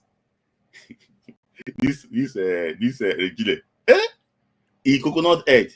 In past, it's not And it's what I stubborn. think is, Smitlai, I see Yeah. one thing is that I think this look more winning African best. Mm-hmm. I think it's going to attract more foreigner to Mm-hmm. Nigeria to come and play for Nigeria. You know Those that people that they've been begging. This AC Milan guy, this AC Milan defender, this Nigerian Canadian Tomori, guy, it's not a you again. Tomori, he told He's not Oma, eligible. Mm-hmm. yeah, It's he's not not eligible again. again. He told Mm-hmm. Oma that Oma said, "Why did he say he knew it was going to be hard for him?" He said, "Yeah." He said he didn't get call up from them. He didn't mention Nigeria. He said he didn't get call up from them. So Mm-hmm. when England call up came, he had no choice. Mm-hmm. So many of all these things we used to say, Nigerians don't give them call up because Mm-hmm. of they are Yes. waiting for them to come and And you know Oladipo, that you're let not. me just try to say this thing from Henry said that NFL don't want foreigner, and the issue is this: some of these people feel intimidated when they see these foreigner people. When you just come and speak grammar like this, talk say say in Nigeria, they're speaking Yoruba to you or speaking Igbo to you or Hausa to you, and you're done with English now. You are rude. That is the normal. So, it's just when they feel so intimidated about all this, is that the reason why they don't like foreigners? They don't want. See, I won't lie to you, Ibrahim Gusso, he doesn't actually what to want. Well, the company but already. like you said in the previous life, in the next 5 to 10 years, most 80% of the Nigerian team will be in it boys Will or be in the abroad voice, players. honestly, will be in the voice, and you can see that that's what it's going to turn to. But guys, I don't overshoot. This is the longest I've actually been here, but Wow, it's been almost a 3 hours. almost 3 hours. Fantastic conversation with you Let's guys. just We complete it spent 3 hours now. Seven no, no, minutes no. left. I think that 4 minutes will remain 3 hours. Make I rush. So, guys, so we're gonna still have like some, we're gonna still discuss. I think the list. We're gonna be hearing some information slightly about the list, and any information I should see, I will post it. I might not write the name, but if I don't post a picture, know that something is happening. So, guys, thank you guys for actually for joining. Thank Fantastic you. conversation. Thank you for having us. Thank you for joining. Yeah, Thank thank you Thank you for for you. having us. Bye. Thank you for Bye. being there. Thank you. Bye. All right. So that actually will be the end of the Niger of the Friday night football. Thank you guys for joining. It's been wonderful being here. A lot of us, 70 people stayed for 3 hours. So I'm really actually happy that you guys actually stayed here. It's been a very lovely and actually fantastic actually conversation. This is the longest I've been here. 3 hours, talking and talking about Nigerian football because we love this football. We want Nigerian football to actually to grow. So, guys, I'll be giving you information too, if I have any about his list, and I hope that things actually work out well for Eric Chile. I'm actually praying for him, and I will end by saying something like this. No, I if you send requests, Eri, you know that I always like to hear from you. If to say you will send requests, I always like to hear from you, Eri. You know that. So thank you guys for actually for joining. It's very eventful actually fantastic conversation. And I want to say this prayer again. Eric Chile will succeed. Eric Chile will take Nigeria football to the greater heights. I watched this thing today, Ghana football show. They call it the Sport Panorama. They were talking about Eric Chile, and they said something that if Nigeria can be patient with this guy, he will take Nigeria to the next level. Sadio Kumar said it. He will take Nigeria to the next level. I believe in what he can do. I believe in the type of football that he plays, and I believe in his mentality. He is a winner. He will take Nigeria to the next level. I want to say something that those that are somewhere thinking that he will not succeed, those that are somewhere thinking that Eguavon should take Super Eagles to AFCON, na plan no go work, and we go pray. Na plan no go work. Eguavon don't go 3 AFCONs. He was there in 2004. He was there as a head coach. So Shuku, he was there in 2006. As a head coach, he was there in 2022 in Cameroon. He don't go 3 times. When Genetro qualified Nigeria for 2002, he no carry Nigeria go. Like Eguavon carry Nigeria go. So what is wrong with say Eguavon qualify? He must go. No, you don't eat from different people's sweat. Let other people too eat from your sweat now.